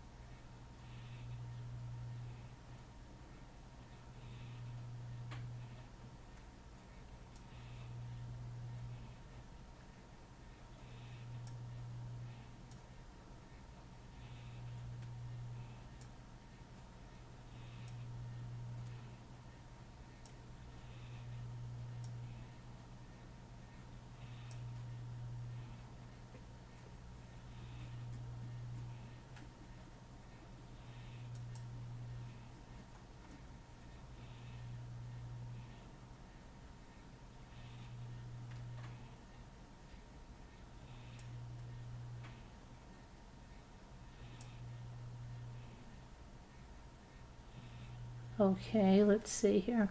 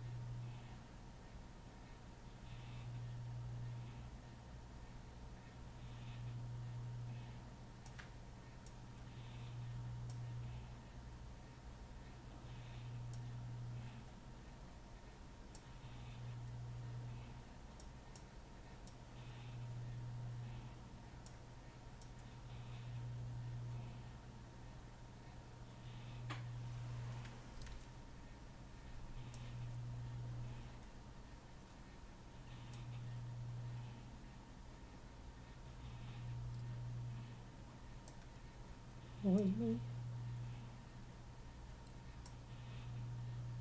Okay. Oh, rowdy. Very good. All right.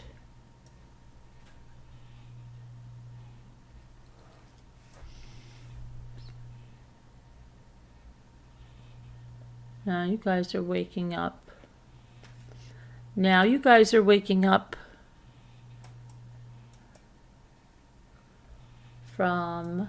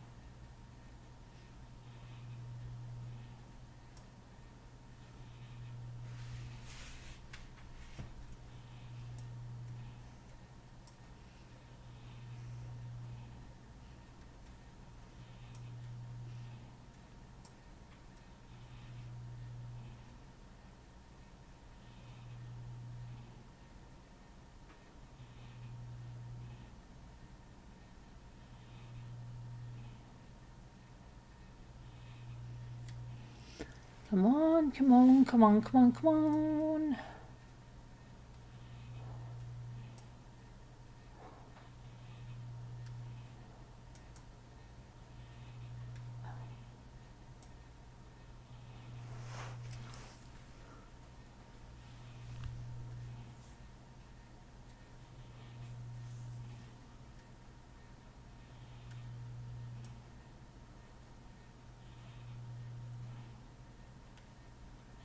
Lowly, yes, high 61, lowly.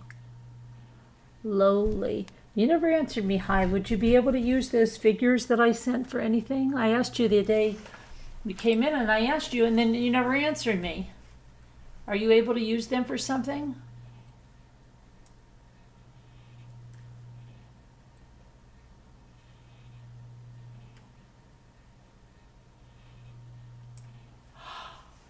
Oh my goodness.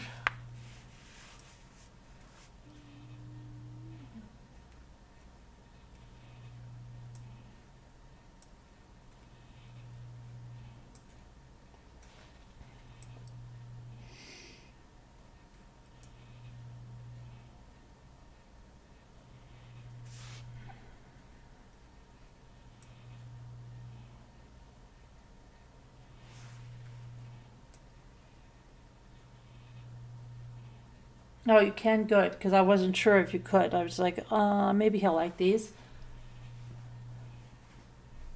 Maybe he'll like these and can use them somehow. All right, let me see. There's some Italian figures. I forget what they're called. You can look at them. They're quite collectible. All right, let me see here.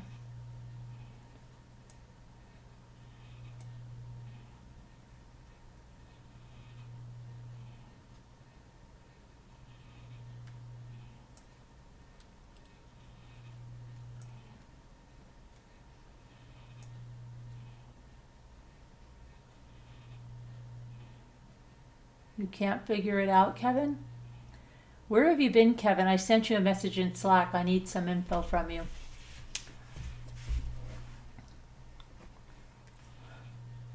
I need all of your banking information, your blood type, social security number, and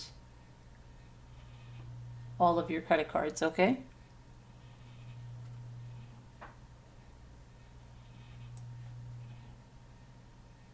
Droll. I tried droll, and now watch, it'll work that time. I tried it. There's an extra word. Isn't that special?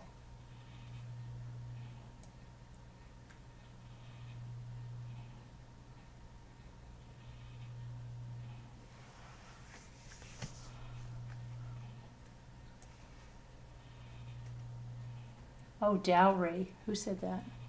Hey, Flo on the go. Good to see you.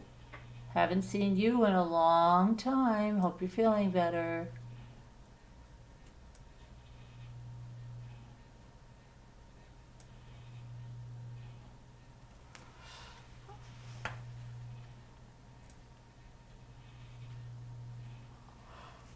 Oh my goodness. Oh.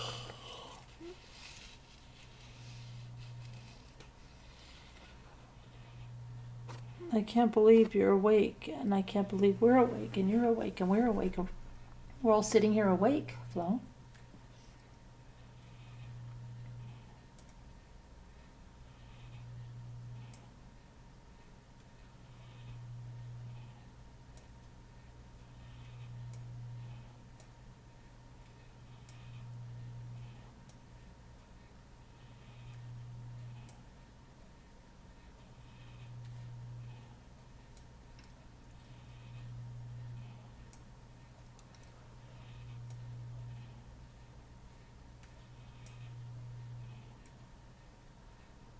Oh, we have to get this word.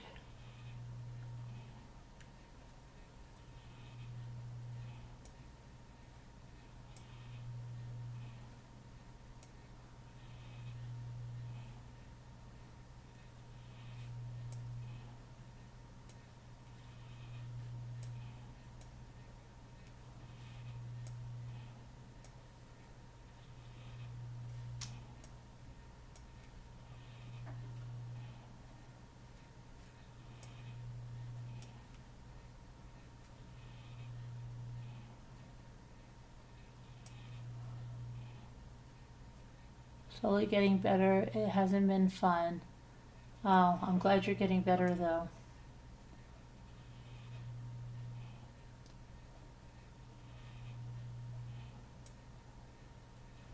I tried that, Owly.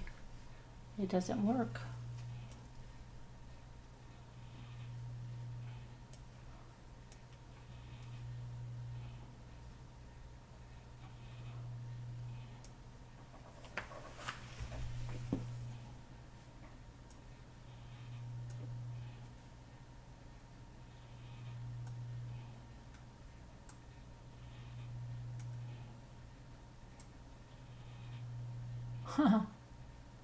I just put that in. Hi, you put that and I put that. Isn't that crazy? Isn't that crazy? Let's do number 12.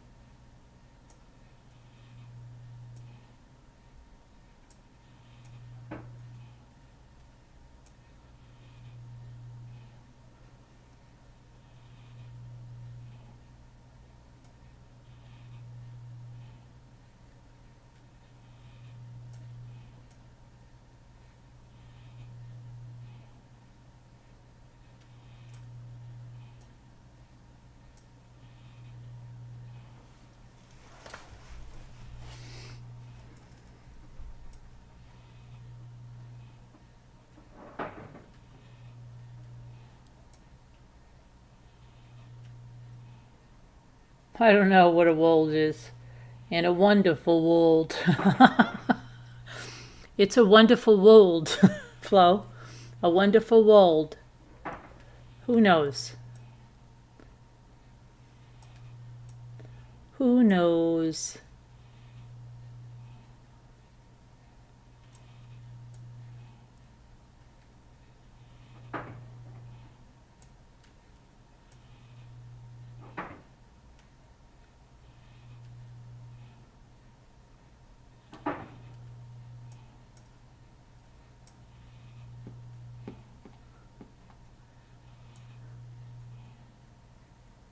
And I think to my life, what a wonderful world.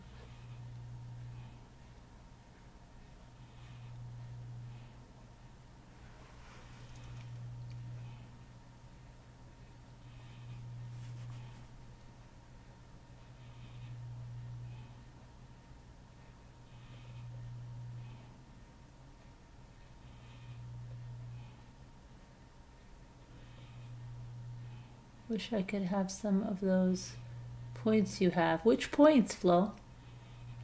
You need some points here? I never used them, right? You mean these coins? Well, if I could give them to you, I would. Because I don't use them. I don't use them. I never use any of this. See, like this, I have like 112 of these and 128. I don't.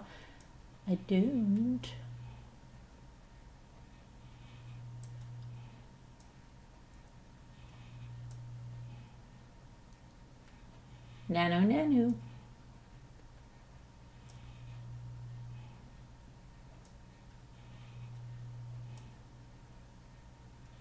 You're a nitwit.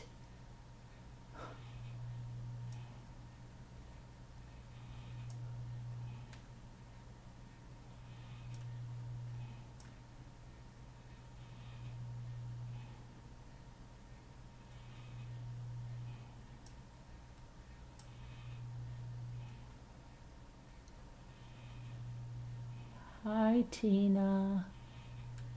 I don't see Tina, but hi, Tina.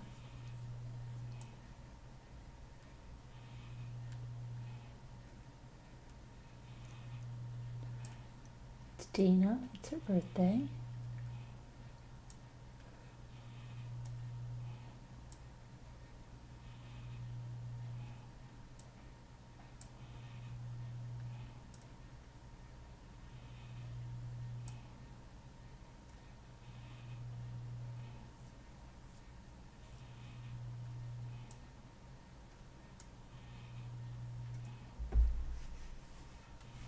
Iota.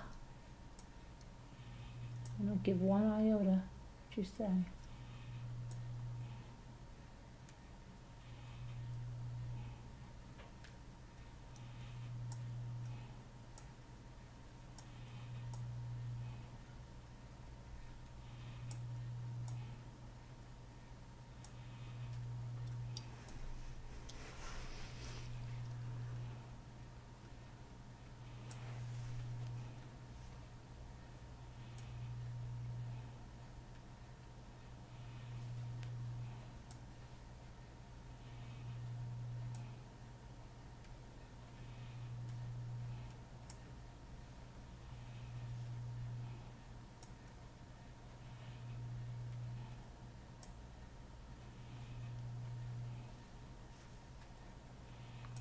Anon.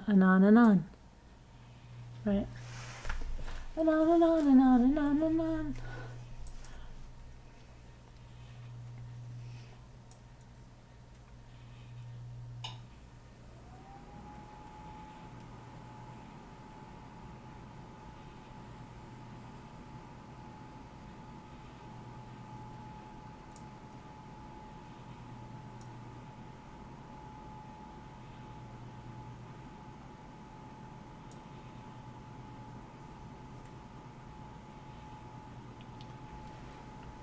Yes, the coins, you have them because you have 48 people helping you. Give me them.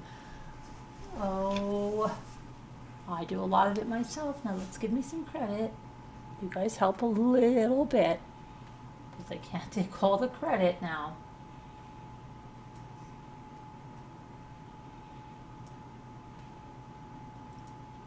You find a way for me to hand you some and I'll hand you some, Flo. What do you use them for anyway?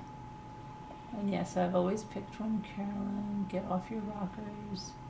What's going on? What did you pick one, Carolyn? Yes, I've always picked one.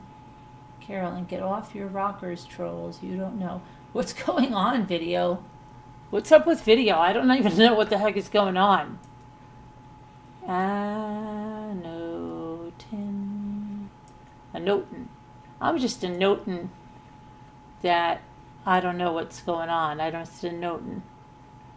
notin', I don't know what's going on. Nothing's going on. Nothing. What are you doing? Look at that's a word. What are you doing? Nothing. How can that not be there?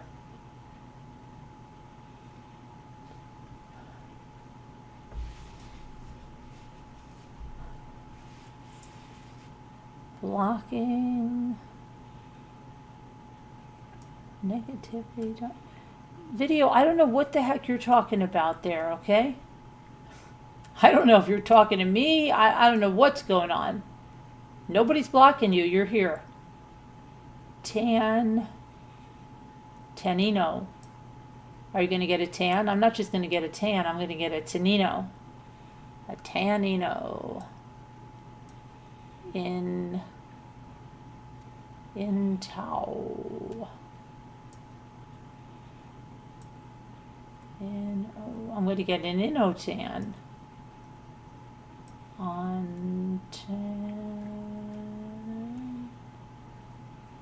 Antina. Where are you? I'm on Tina. Anoint. No, wait a minute. Anoint, yeah. Very good, hi. Very good. A game. Oh, you're playing a game? Okay. Well, it's hard to tell if you're serious or if you're not. No and to in.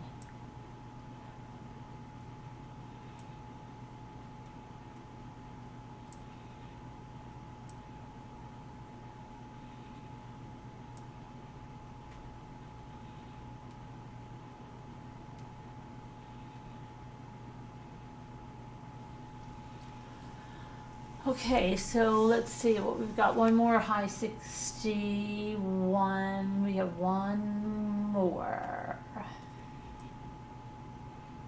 None it. Inant. Ant. In. Ant. On.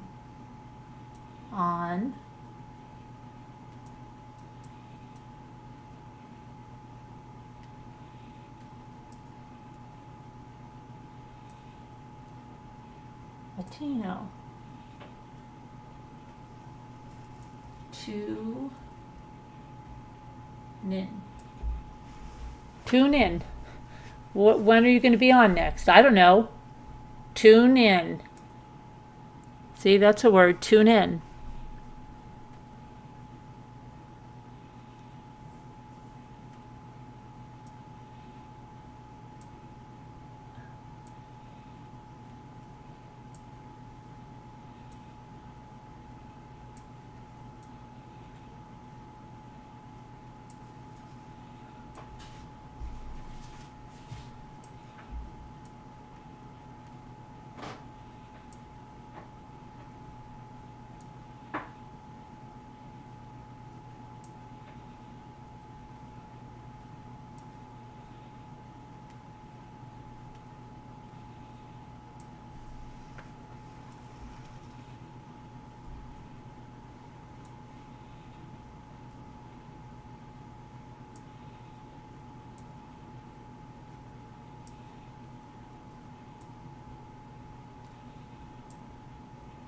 Come on, people.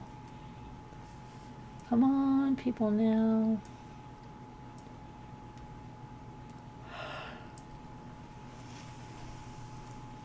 Channon?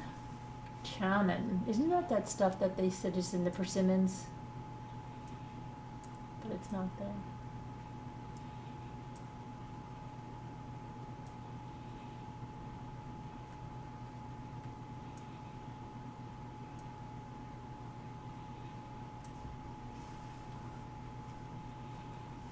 We never cheat. We don't cheat, Video Reel. We do not.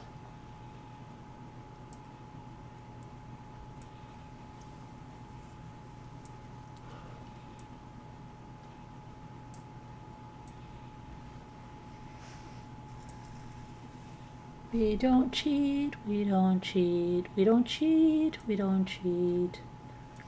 I just don't know what this is, though.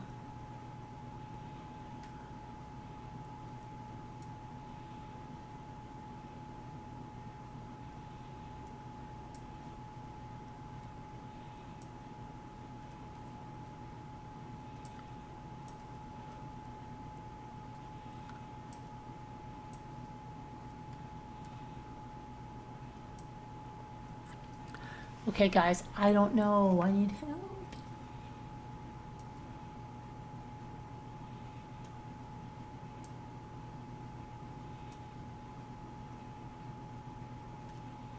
I'm on it. See, I'm on it. Are you on it? I'm on it. And on it.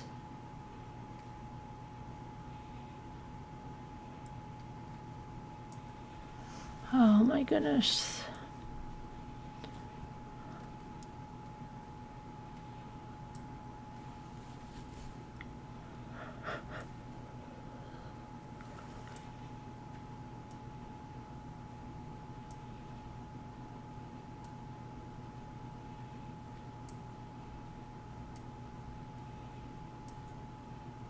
That's a good noint. Don't you mean a point? No, I mean anoint.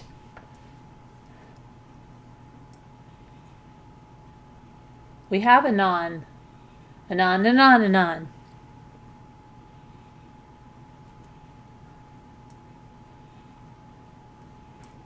Oh, an ion. An ion. Is that an ion? Yes, it is. It's not an ion, it's an ion. Thank you, Margot. Oh, look, we still have one more to do. We didn't do it.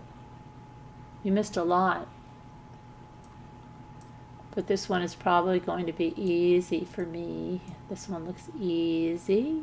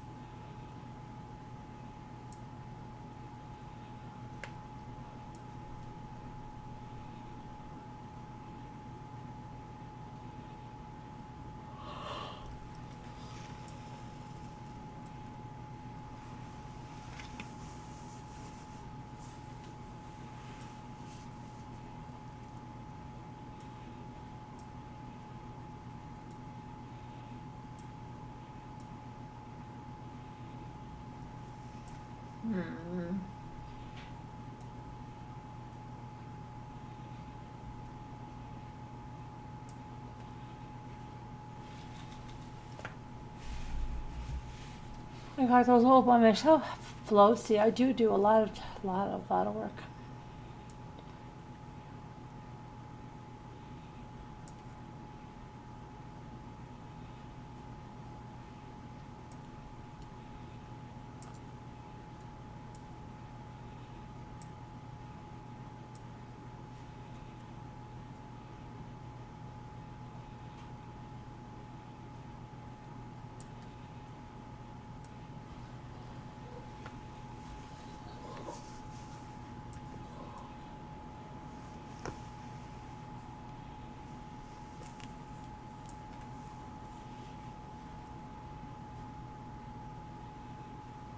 Curbs.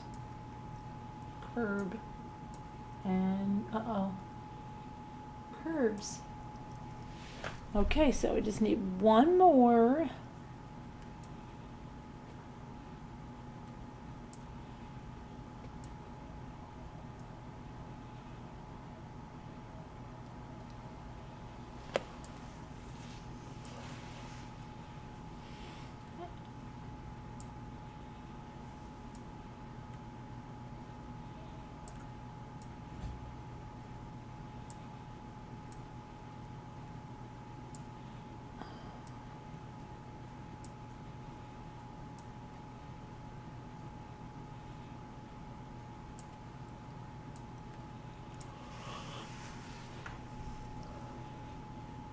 Oh, buys. Yeah, you're probably right.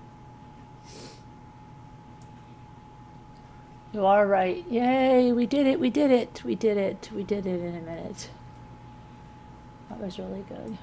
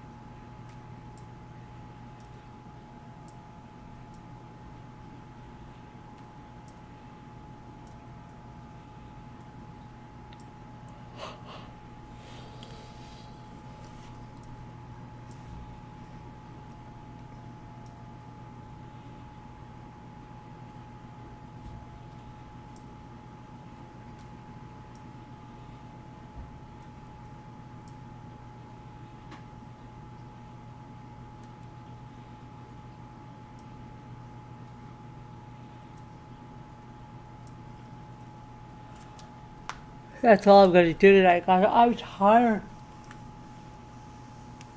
I have a lot to do tomorrow. A lot. I'm so glad I got 2 deadlines done today with sponsor. I can't even believe it. I didn't even remember. I was going to go check on the other one. I'm like, ah! And that's the one on the Amazon. And so we've got 2 giveaways coming up now. The Bible giveaway, I bet you that ended. Let me see. I bet you that ended. I bet you I can draw the winner right here, right now. For the Bible. Let me see who got the Bible. Oh, come on. Let me get to the thing.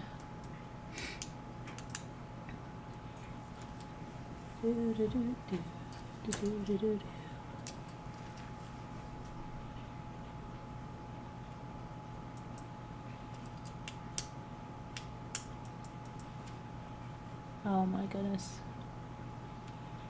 It's gonna be a little jerk. Guess what? My memory comes tomorrow. My memory's coming tomorrow. Let's all hope and pray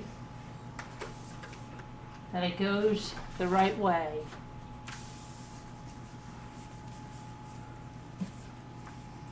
Let's see. Raffle copy.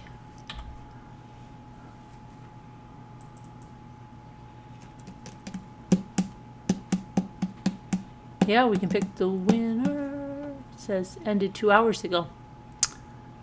Let me see.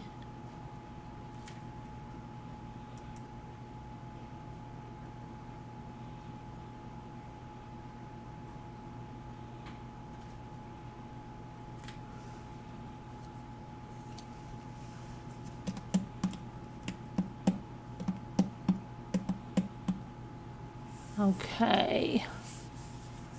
I'll pick the winner over here. Add the random winner. And Natosha, you won. And I'm going to email you for the winner. You're the winner of the Bible, the children's Bible. Copy.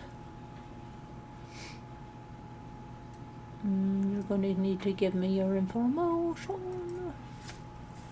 Okay, let me see. Let me just email her right now.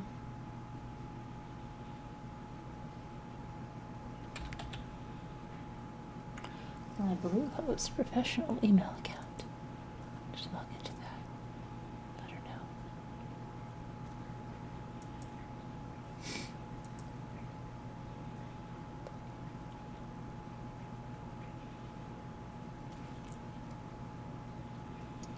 All right. Let's see. Let me just do this so that hopefully in the morning she will have sent me her address and then I can get it, because these companies, they want it bang bang. You know, it's like really fast. So if you are the winner of the Amazon card tomorrow, you better get your info to me fast.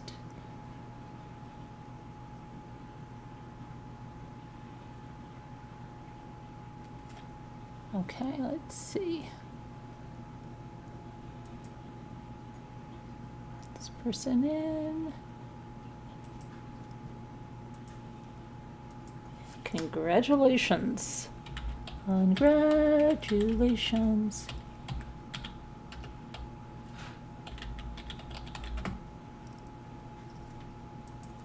Hello, Natasha. You are the lucky winner of the Grace Bible for Kids on Mommy Ramblings. Yay! Please send us your mailing address ASAP. Thanks so very much, and I hope you enjoy it. Thank you for being a Mommy Ramblings reader.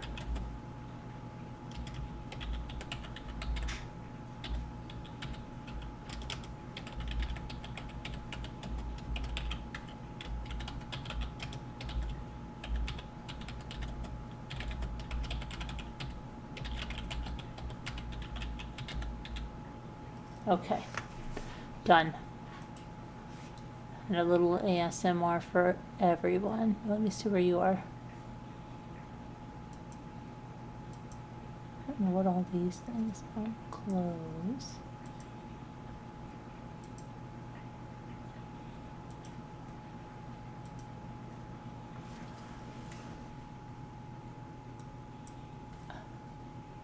I believe I have your mailing address. Did you enter the contest? Did you enter for the Amazon card? You have until about 11 hours more on that.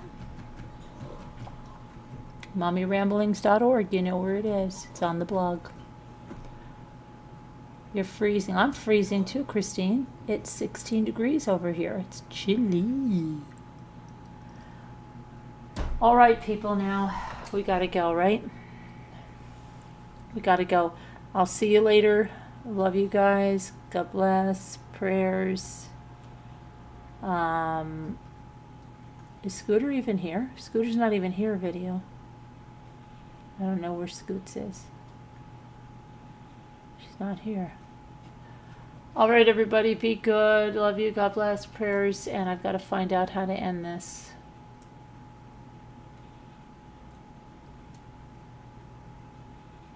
Somehow, some way. Love you. God bless. Prayers. Love you guys. Be good. Stay well.